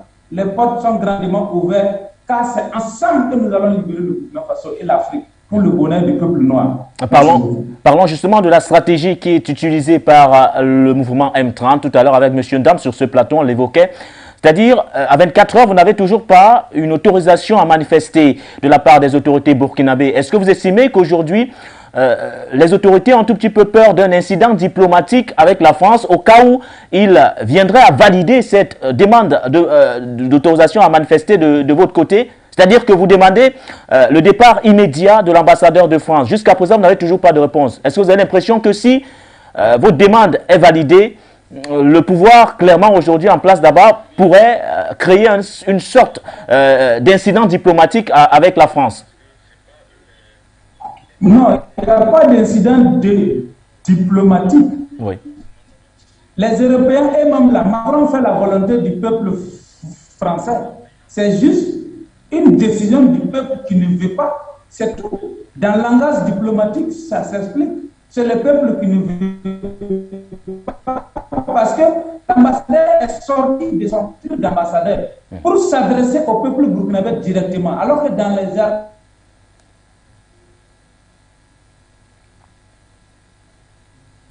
toujours ces légers soucis de connexion entre notre ami Nestor Podacé et bien sûr le plateau ici même sur For You Télévision. Peut-être avant de retrouver Nestor Podacé, dire un mot, ce qui se passera donc demain, avant peut-être de sortir de ce sujet définitivement. Il faudra forcément que de pareilles initiatives se multiplient sur le continent afin que voilà, des manifestations soient de plus en plus généralisées pour une libération qui se veut effective aujourd'hui à travers le continent. Bien évidemment, il faudrait que cette action s'inscrive dans une approche holistique, beaucoup plus globale, pour qu'elle soit davantage efficace. Et l'efficacité sera également possible à partir du moment où tous ceux qui sont concernés par ce combat soient debout ou encore se lèvent, vont debout pour pouvoir harmoniser leur façon de faire pour que cela puisse porter des fruits. Et je tiens quand même à rappeler que pour ceux qui manifestent, ils vont manifester demain. Il faudrait qu'ils qu'ils intègrent le fait que ça pourrait tourner au vinaigre, du genre, il pourrait y avoir des arrestations et que ces arrestations ne les découragent pas dans leur marche.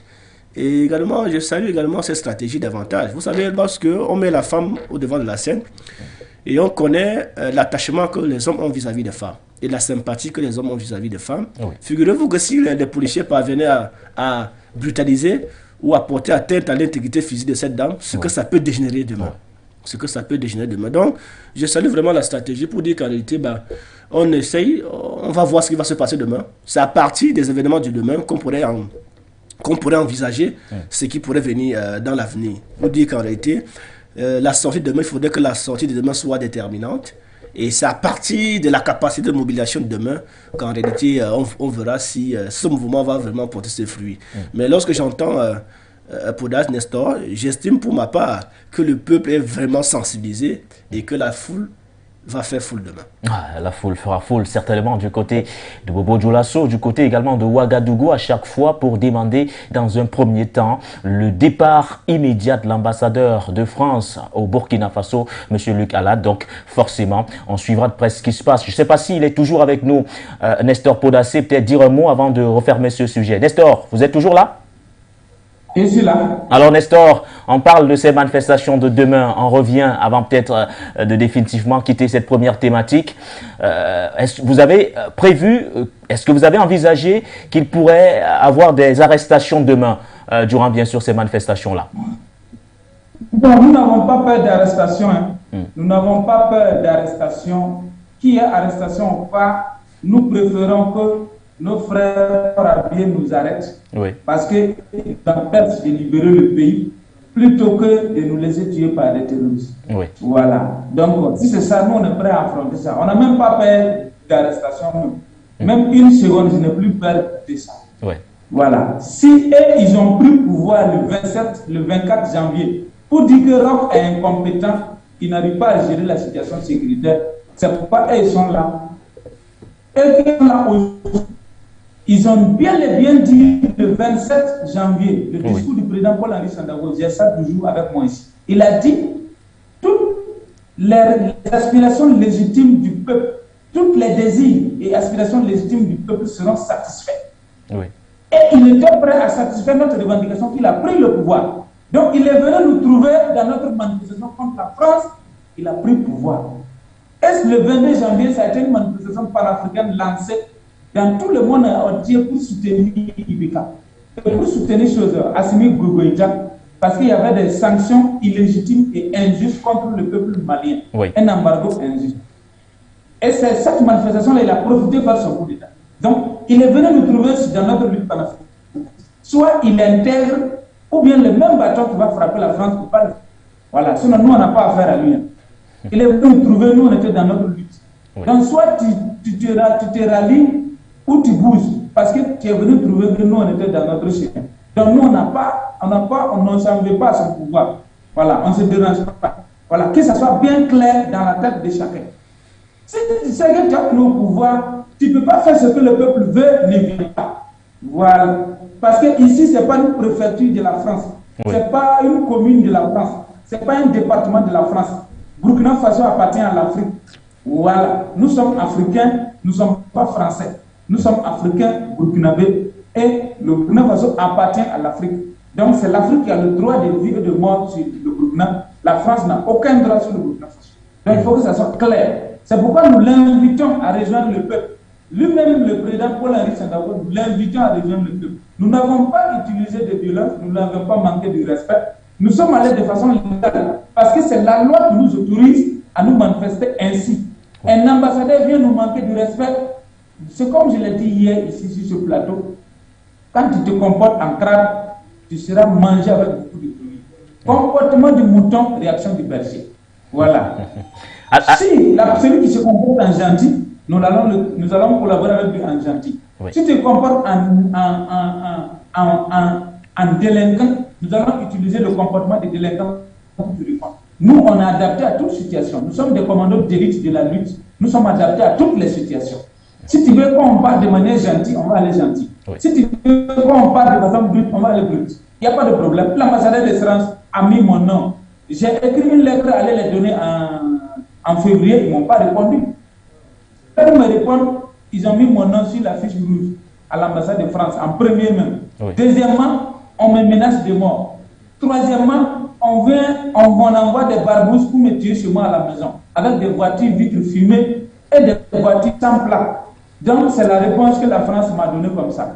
Et c'est la même chose, nos camarades avec qui nous avons bloqué le convoi en novembre, du côté du Niger, un des leaders a été assassiné lâchement comme ça en avril 2022, cette année même. Donc, ça ne passera plus ici. Tu ne vas pas venir piller notre richesse et puis tuer la jeunesse qui combat, qui est contre la politique française. Donc, maintenant, ça passe ou ça casse. La patrie ou la mort, nous vaincrons. La France doit dégager et c'est non négociable. Et l'ambassadeur idiot, inutile, ce panipier de lutte à la doit quitter le Burkina Faso. Ça, c'est non négociable. Même si l'État nous rencontre aujourd'hui pour dire de négocier pour l'ambassadeur là, Paul-Henri Sandaogo doit choisir le peuple et l'ambassadeur. Nous, c'est non négociable. Il doit bouger. Cet énergumène-là doit bouger. Voilà, c'est un diplomate. Parce que, il dit que Olasso Ouaga ne pas emprunter la route qui s'est menacée. Et lui-même, en venant fêter 14 juillet à Bobo, il est venu par la route. Si moi j'étais gouverneur ce jour-là, tu ne vas pas partir. Tu vas donner réponse. Pourquoi tu es venu dire que de ne pas voyager par Ouaga Bobo par la route, de prendre un avion, et toi-même tu viens par la route. Deuxièmement, idiot inutile. Troisièmement, ils sont. Ouais, notre armée n'est pas professionnelle, ils ne sont pas bien, c'est eux qui ravitaillent les terroristes. Est-ce que Burkina Faso fabrique les armes? Quatrièmement, il dit le groupe insurrectionnel là, c'est pour renverser l'État. Cinquièmement, il dit c'est une guerre communautaire. Est-ce que vous voyez cela? Sixièmement, il s'assoit et puis il indique des ponts, que tel pont est menacé. Même si si tu n'as pas fait de ton ambassadeur, donc cet ambassadeur doit partir. Alors ça c'est pour vous faire plaisir. Ça c'est pour vous faire plaisir à Nestor Podacé parce que le peuple aujourd'hui également vous soutient.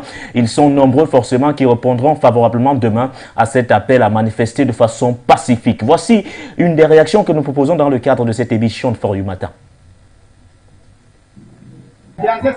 Le 12 août, tout le monde sur la rue de Ouagadougou et Bobo Djilasso devant l'ambassade de France pour dire que l'ambassadeur français n'a qu'à quitter ce territoire burkinabé.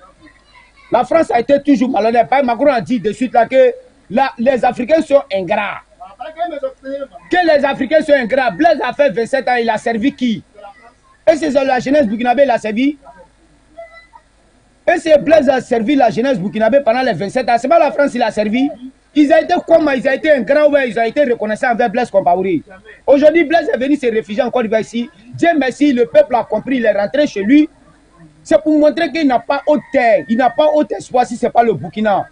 Donc les Burkinabés, la jeunesse n'a qu'à bien encadrer Blaise Compaoré. C'est Blaise Compaoré qui peut les bien guider dans la lutte africaniste.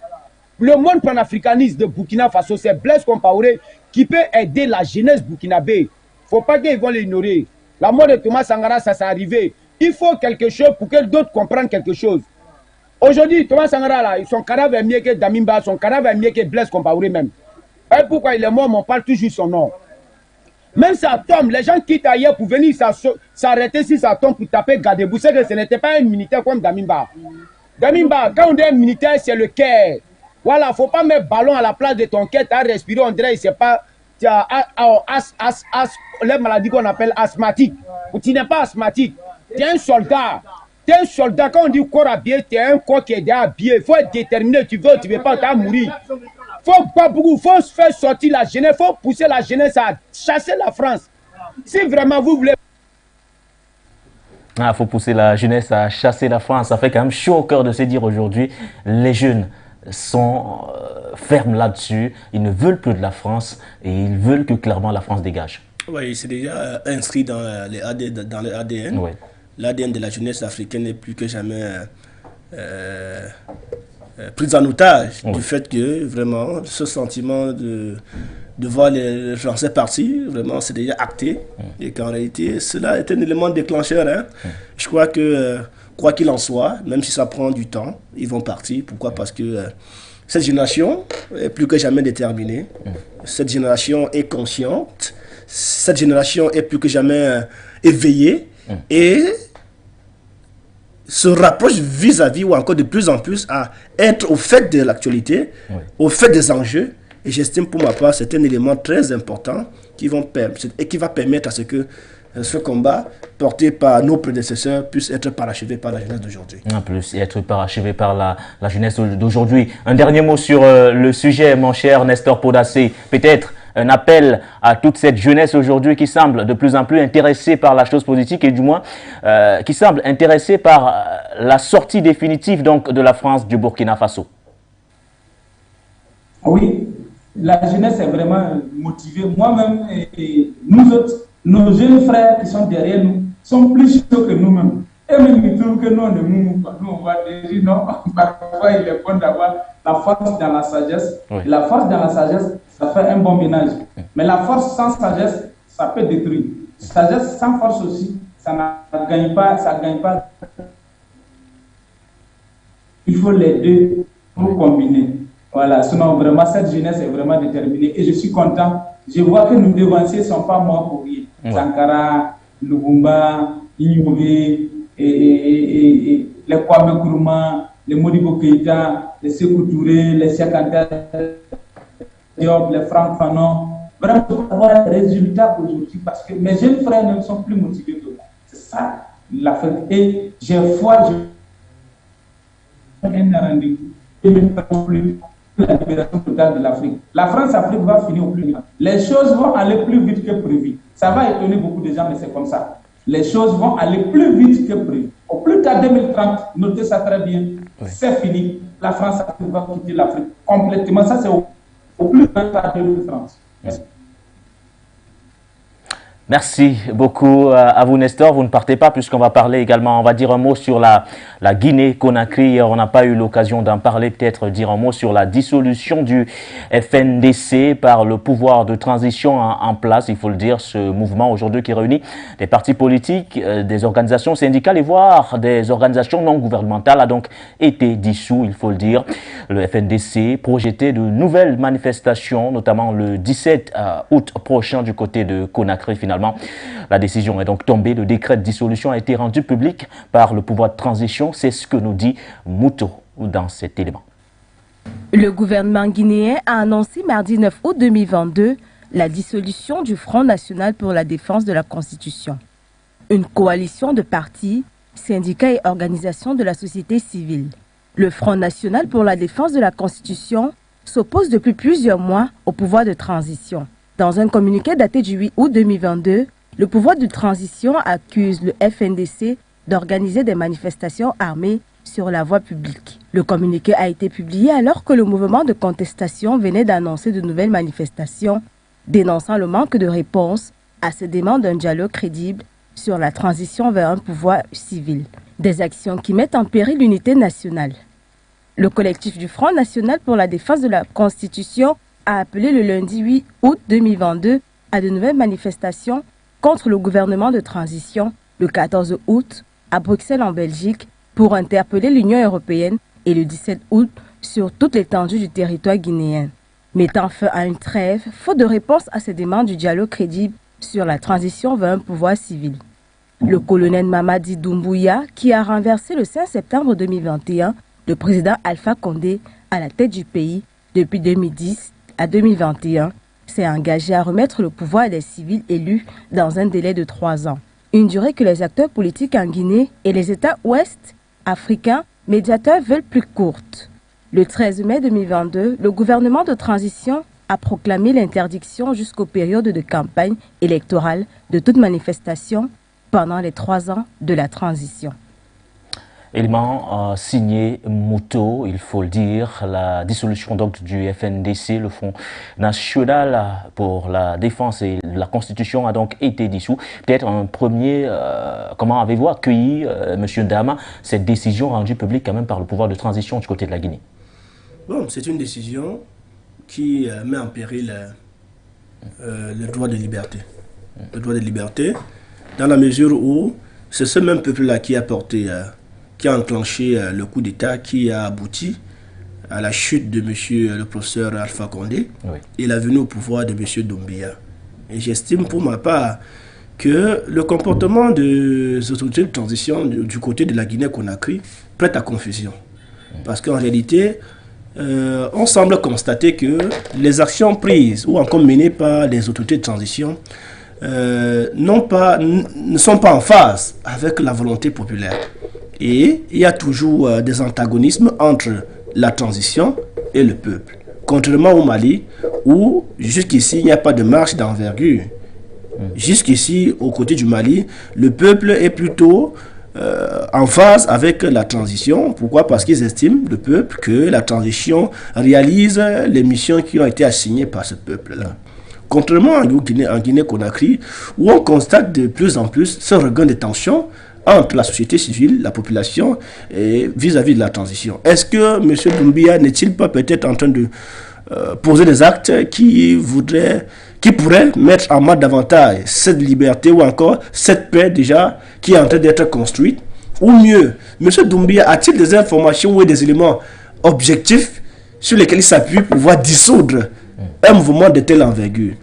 Est-ce que la dissolution du point de vue juridique de ce mouvement va mettre fin définitivement à ce mouvement? Est-ce que cette décision n'est pas une occasion de créer davantage un trouble à partir du moment où le peuple, si le peuple ou encore les partisans de ce mouvement n'obéissent pas à cette décision, cela pourrait tout simplement rentrer dans le défi.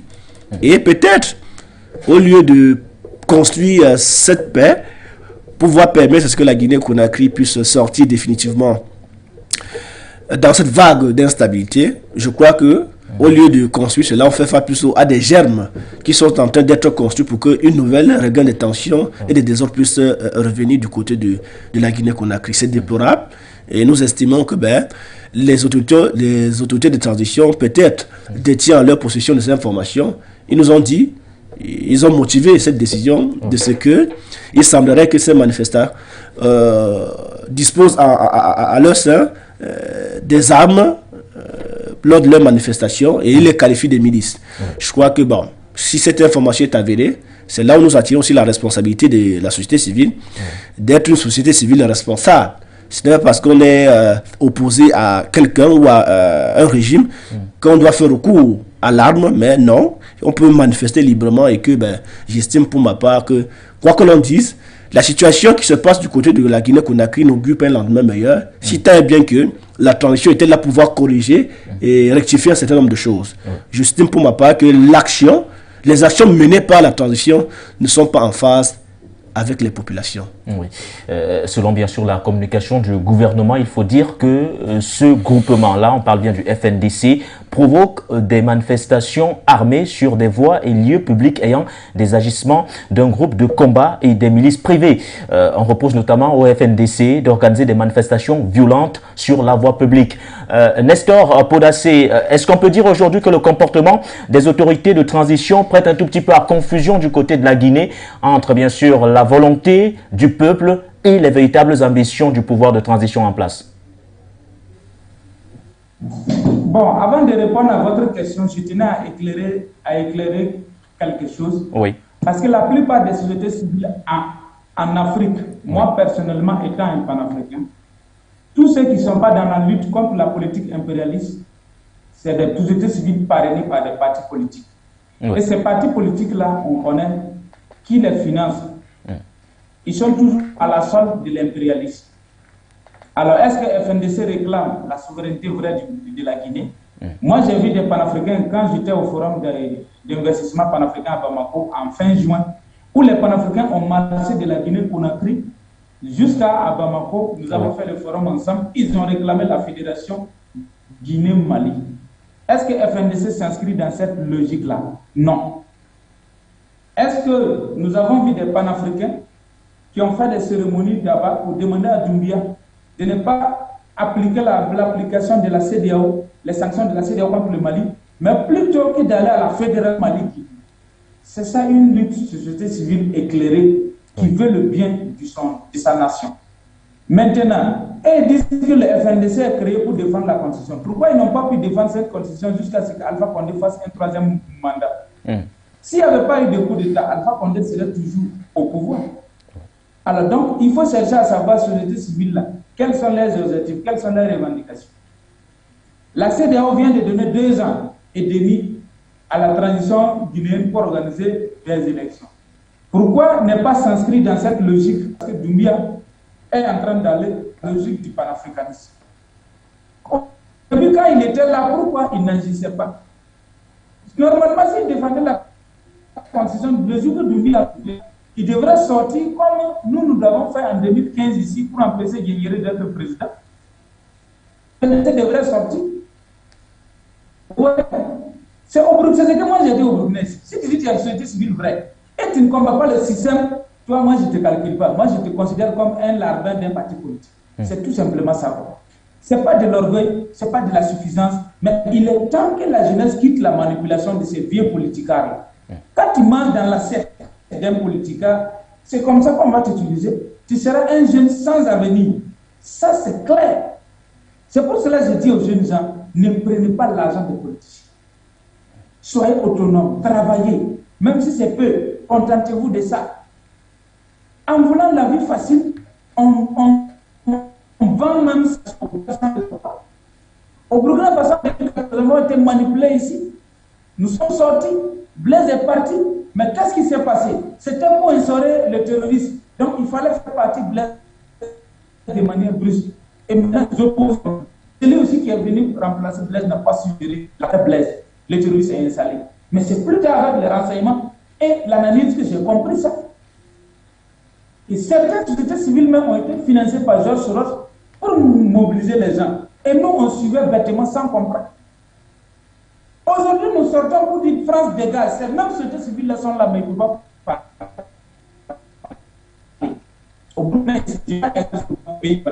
Ces mêmes sociétés civiles sont là, ils disent que non, nous on se trompe de combat, c'est pas la France notre problème, nous on a qu'à régler le problème là entre nous ici. J'ai dit non, la France a mis notre problème les Africains. Non, moi j'ai dit c'est la France, mon problème. Tu dis quoi? Mais tu vas aller fouiller, trouver, ces mêmes associations-là, soi-disant sociétés civiles, sont financées par des ONG. Et ces ONG, tu vas aller trouver les bailleurs, c'est qui? C'est Georges Soros, c'est tant, c'est ceci ou cela. Donc, quand vous êtes financé par l'extérieur, vous pouvez combattre réellement pour un combat de souveraineté. Non. FNDC, là, est-ce qu'ils sont dans un combat de souveraineté? Non. C'est une question de position. Doumbia quitte, nous, on va placer notre pion. C'est tout. Et ils seront manipulés par les gens de l'extérieur. Moi, je suis en contact avec des panafricains au Guinée. Ils ne sont pas inscrits avec les SNDC. Ils ne sont pas dans la même vision. Moi, je pense que tout société civile crédible qui veut lutter pour le bien de son pays doit s'inscrire dans la bataille de l'indépendance, d'accord, parce que l'Afrique n'est pas encore indépendante. Et c'est ce combat-là qu'il faut terminer avant de s'asseoir régler les querelles politiques à la maison. Mais quand on se trompe de combat, toi, tu es manipulé par l'impérialisme pour détruire ton propre pays sans le savoir. Donc, je demande à mes camarades du FNDC de rejoindre les rangs du panafricanisme et abandonner cette forme de manipulation. Merci beaucoup. Alors, monsieur Ndama, est-ce qu'on a l'impression aujourd'hui que le FNDC se trompe de combat? Parce que là, au lieu de se, on va le dire comme ça, de se battre pour la souveraineté de la Guinée, on a plutôt l'impression qu'ils sont en train de se battre pour prendre la tête du pays, ou du moins réduire le délai de la transition aujourd'hui du côté de la Guinée, quand on sait que le pouvoir de transition a exigé minimum 3 ans pour pouvoir rendre le pouvoir aux civils. Est-ce que le FNDC ne se trompe pas de combat aujourd'hui? C'est là le véritable problème que j'ai quand même évoqué, le jeu trouble de cette société civile-là, le FNDC, qui en réalité, au regard de ses agissements et de son comportement, prête à confusion. On ne sait plus véritablement pour qui il roule. Est-ce que c'est pour l'émancipation véritable du Mali, de la Guinée? Ça, c'est une grande question. Est-ce que leurs attitudes, ils ne veulent pas pousser la transition à commettre des erreurs pour qu'en réalité, du discrédit soit jeté davantage sur la transition? J'estime que c'est une décision courageuse qui a été prise par le président de la transition de bien vouloir, de bien vouloir mettre fin à ces agissements, de bien vouloir mettre fin à ce que cette société civile continue à agir de ce côté-là pour empêcher à ce que le trouble et le discrédit soient davantage jetés sur la transition. Oui, il faudra le faire pour que voilà, le trouble et le discrédit ne soient surtout pas jetés sur la population. Mais est-ce que cette dissolution-là ne pourrait pas créer un regain de tension quand on sait que la Guinée est sur la voie, bien sûr, de la reconstruction et autres? Cette dissolution-là intervient à un moment crucial quand même. Est-ce qu'il n'y a pas un regain de tension à craindre clairement du côté de la Guinée aujourd'hui? Il y a à craindre. Pourquoi? Parce que si à jamais ce FNDC a vraiment la capacité à mobiliser, que s'ils s'inscrivent dans le mépris des autorités, cela va davantage dégénérer et que le trouble va davantage s'installer. Mais toutefois, si le FNDC est circonscrit, et bien circonscrit, je crois qu'ils seront davantage écartés de de ceux-là qui, en fait, écartés parce que leur vocation, c'est de créer une forme de contagion vis-à-vis de la population pour que leur volonté soit davantage partagée par l'ensemble de la population. C'est là où le point pourrait se poser. Mais si les autorités de transition ont cette capacité de circonscrire le champ de nuisance en estipant, bien entendu, ceux-là qui se foutent les troubles, ceux-là qui sont fauteurs de troubles, cela pourrait davantage permettre à ce que ceux-là qui veulent créer le trouble du côté de la Guinée soient écartés et qu'en réalité, la transition continue son travail qu'il est en train de mener. C'est là où il faudrait que la transition fasse preuve de beaucoup de tact et beaucoup de sérénité pour pouvoir prendre les meilleures décisions et les bonnes décisions, de peur que les gens qui peuvent prendre soient retournés contre elles-mêmes. Je crois que c'est en cela qu'il va falloir être vigilant. Faites très attention pour qu'en réalité que ce mouvement ne puisse pas contaminer davantage l'ensemble de la population du côté de la Guinée. Et quand j'écoute Nestor Poda, ça veut dire qu'en réalité, ce mouvement de la société civile n'a pas quand même la sympathie totale de toute la population au niveau de la Guinée Conakry. C'est déjà un plus qui atteste qu'ils n'ont pas quand même cette légitimité de parler au nom de toute la population guinéenne. C'est en cela que les autorités de transition peuvent quand même davantage capitaliser pour extirper, mettre hors d'état de nuit ceux-là qui veulent s'aimer de désordre dans le pays. Pourquoi? Parce que l'objectif, c'est bien entendu de paralyser le pays. L'objectif, c'est d'amener à comprendre et à comprendre à la communauté nationale et internationale que la transition n'est pas en train de faire son travail. Et au lieu de faire ce travail de réforme du pays, ils sont plutôt en train de réprimer le peuple. Et en cela, ça peut créer une forme de révolte contre la transition. Une forme de révolte contre la transition. Nestor Podassé, est-ce qu'il n'est pas temps aujourd'hui de laisser Mamadi Doumbouya faire son mandat et finalement lui laisser le temps, bien sûr, de construire le pays, ou du moins de mener à bien sa transition?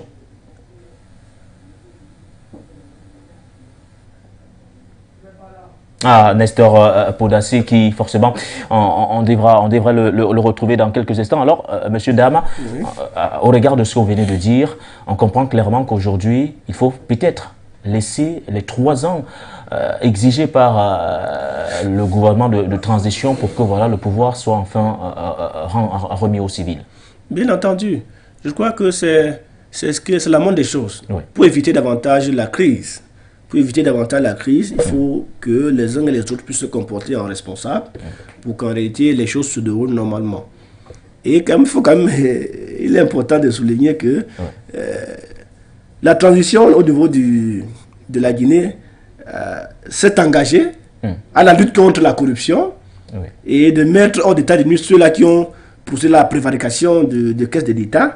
Et il s'est même engagé à un combat qui visait à restituer à l'État les propriétés de l'État qui sont utilisées par les civils et même par certains hommes politiques. C'est en cela que le domicile de Seloum Dalan Diallo, qui est l'un des leaders de l'opposition du côté de la Guinée-Conakry, s'est vu expulsé de ce domicile. Pourquoi? Parce que pour la transition, il résidait dans un domicile appartenant à l'État. Je crois que c'est cette décision courageuse que Doumbouya est en train de prendre, qui est en train de révolter ces opposants-là. Justement.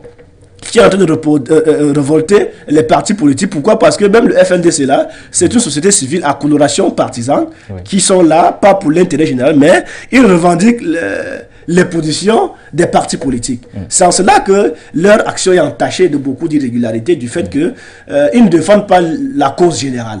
Ils défendent une cause des partisans parce qu'ils estiment que Doumbouya est en train de régler les comptes à certains hommes politiques du côté de la Guinée-Conakry. Je crois que si M. Doumbouya s'est engagé à réformer l'État, à assainir les caisses de l'État, je crois que tous ceux-là qui sont responsables peuvent tout simplement coopérer pour que l'État de droit puisse revenir de ce côté-là. Et au lieu de jeter du discrédit pour pouvoir paralyser l'État, il faudrait qu'ils écoutent ceux-là qui sont aujourd'hui le représentant de la Guinée-Conakry, qui n'est autre que M. Doumbouya et sa suite. Voilà en cela, il est important de le dire que ce qui se passe en Guinée-Conakry, on ne peut pas écarter l'implication des partis politiques d'opposition qui ne se voient pas davantage impliqués dans les actions menées par la transition et estiment que Mamadou Doumbouya est là pour régler les comptes aux partis politiques d'opposition. Donc, une situation bien sûr que nous suivrons de très près du côté de la Guinée-Conakry. On le rappelle, Mamadi Doumbouya qui a donc définitivement décrété la dissolution du FNDC, le Front National de la Défense de la Constitution, ce mouvement-là qui prévoyait d'organiser de nouvelles manifestations, notamment du côté de Bruxelles ou encore du côté de Conakry le 17 août prochain. Il n'en sera donc rien puisque le pouvoir de transition a frappé, parce que quand on regarde même les images qui nous parviennent de Conakry, c'est quand même un mouvement, monsieur Ndam, qui avait quand même, pour, on va le dire comme ça, qui avait peut-être son objectif majeur, c'était de rassembler le maximum de personnes possible à chaque fois que des manifestations étaient organisées. Il y avait une foule incroyable qui était quand même derrière le FNDC. Oui, c'est là où il faut craindre. C'est là où il faut craindre. Si les autorités ont dissous cela, est-ce qu'ils vont obéir ou encore ils vont observer la décision prise par les autorités de transition? C'est là où tout va se jouer. S'ils s'entêtent, ça pourrait se dégénérer. Et que s'ils parviennent toujours à drainer cette foule-là, cela va paralyser davantage la vie du côté du Burkina Faso. Et cela va rendre plus complexe la capacité aux autorités de transition de bien gérer leur magistère au niveau de la tête de l'État. Une situation, bien sûr, je le disais à l'instant, que nous suivrons de très près de ce côté. Et les mêmes causes pourront manifestement produire les mêmes effets. Oui, le comportement surtout de la population qui sera observé de très près, je dis alors mais très près, parce que clairement, le FNDC avait pour vocation de regrouper un maximum de personnes possibles à chacune de ces manifestations. On avait plus de 1000 personnes qui ralliaient la cause. Comment la population a-t-elle accueilli cette nouvelle, ce décret de dissolution du FNDC? Nous aurons bien sûr l'occasion d'en parler lors de nos prochaines émissions sur For You Télévision. Mais avant, l'occasion peut-être pour nous ce matin de prendre la dernière rubrique de cette émission, l'instant culture sur For You Télévision. Elle s'est déjà installée dans ce plateau. Sur ce plateau, pardon, c'est Moto qui nous a rejoint. Bonjour Moto. Bonjour Nguéné, bonjour Monsieur Ndam, bonjour nombreux téléspectateurs de For You TV. Je suis heureuse d'être avec vous ce matin pour cette balade culturelle. Et nous également, nous sommes heureux de t'accueillir sur ce plateau. Alors, l'aventure culturelle ce matin nous conduit du côté du Cameroun, où l'artiste Wexday est le nouveau directeur Afrique centrale au Afrima. Effectivement, Nguéné, c'est une information qui va ravir le cœur des passionnés de la musique de la sous-région de l'Afrique centrale, mais surtout des Camerounais. Eh bien, le chanteur camerounais Wexday, de son vrai nom, Ndé Fonka, a été reconnu hier voilà, dans un communiqué pour ses actions et son travail lié à l'expansion de la musique africaine. Voilà, le All Africa Music Award, en abrégé Afrima, l'a nommé directeur général de l'événement qui depuis 2014 récompense et célèbre les œuvres musicales, les talents et la créativité sur le continent africain, tout en promouvant son patrimoine culturel. Eh bien, le chanteur Wexday, origine de Bamida, originelle, merci, a reçu depuis le début de sa carrière de Afrima, notamment en 2016, en tant qu'artiste masculin Afrique centrale, en 2014, le prix de la meilleure collaboration africaine. Donc cette nomination à la tête de Afrima pour l'Afrique centrale n'est pas anodine, car le patron du label Calabash Music mène depuis des années des actions visant à redorer le blason de la sphère musicale camerounaise. D'ailleurs, l'on se souvient qu'en juillet 2020, il conduisait les artistes Dynastie Le Tigre, Dexy, Dinofo, une délégation artistique, une délégation d'artistes, j'y arrive, vers le ministre de la Culture pour exprimer les préoccupations des artistes camerounais locaux. On sait tous on connaît les conditions dans lesquelles vivent les artistes locaux du Cameroun. Eh bien, Wexday est l'un des artistes africains qui mène ce combat depuis plusieurs années. Donc, toutes nos félicitations aux artistes camerounais, parce que c'est le Cameroun qui va rayonner du côté des Afrima. Donc, c'était l'information de ce matin. L'artiste camerounais Wexday est le nouveau directeur général des Afrima. Toutes nos félicitations également à Wexday, lui, qu'on souhaite d'ailleurs bon vent à la tête bien sûr de cette structure-là. Ce matin, en guise d'identité culturelle, nous amène à la découverte de la danse traditionnelle du peuple Maasai au Kenya. Effectivement, en Guinée, les Maasai constituent une population d'éleveurs et de guerriers semi-nomades d'Afrique de l'Est, vivant principalement dans le centre et le sud-ouest du Kenya. Eh bien, le fait qu'il occupe de nombreux parcs animaliers d'Afrique de l'Est a probablement contribué à faire du peuple Maasai l'un des plus connus du grand public occidental. Les Maasai maintiennent leur tradition culturelle tout en prenant part aux forces économiques, sociales et politiques contemporaines dans la région et au-delà. La danse traditionnelle Maasai est l'une des cultures distinguant les Maasai des autres groupes de société. Celle-ci ressemble à peu près au mouvement d'une vague. Plus précisément, il s'agit de faire bouger et de faire évoluer certaines parties du corps tour à tour, à savoir le cou, les épaules, la poitrine et le bas, le bas du dos. Pour finir, les bras restent près du corps et ne bougent pas durant toute la danse. Quant aux jambes, elles bougent en faisant des sauts verticaux comme on voit là à l'écran. Par la suite, un cercle humain est formé par les danseurs et chacun s'avance au milieu pour faire un saut du plus haut possible.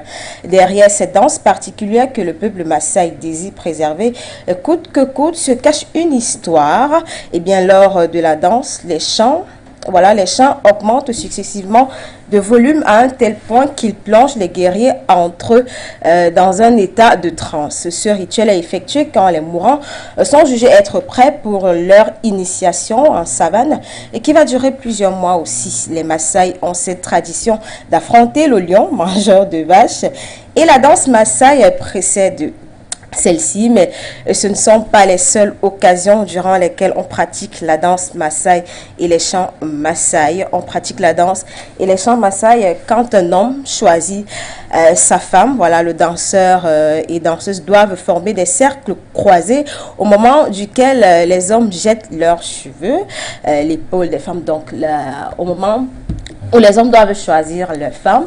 L'homme qui va sauter le plus haut aura l'occasion de prendre la femme pour épouse.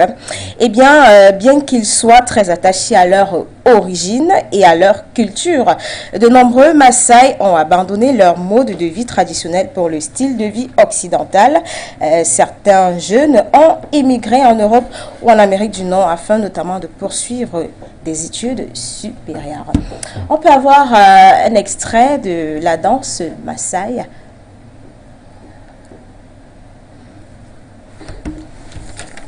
Je suis mal à l'aise. Je n'ai même pas laissé le générique passer. Tu vas pas mettre.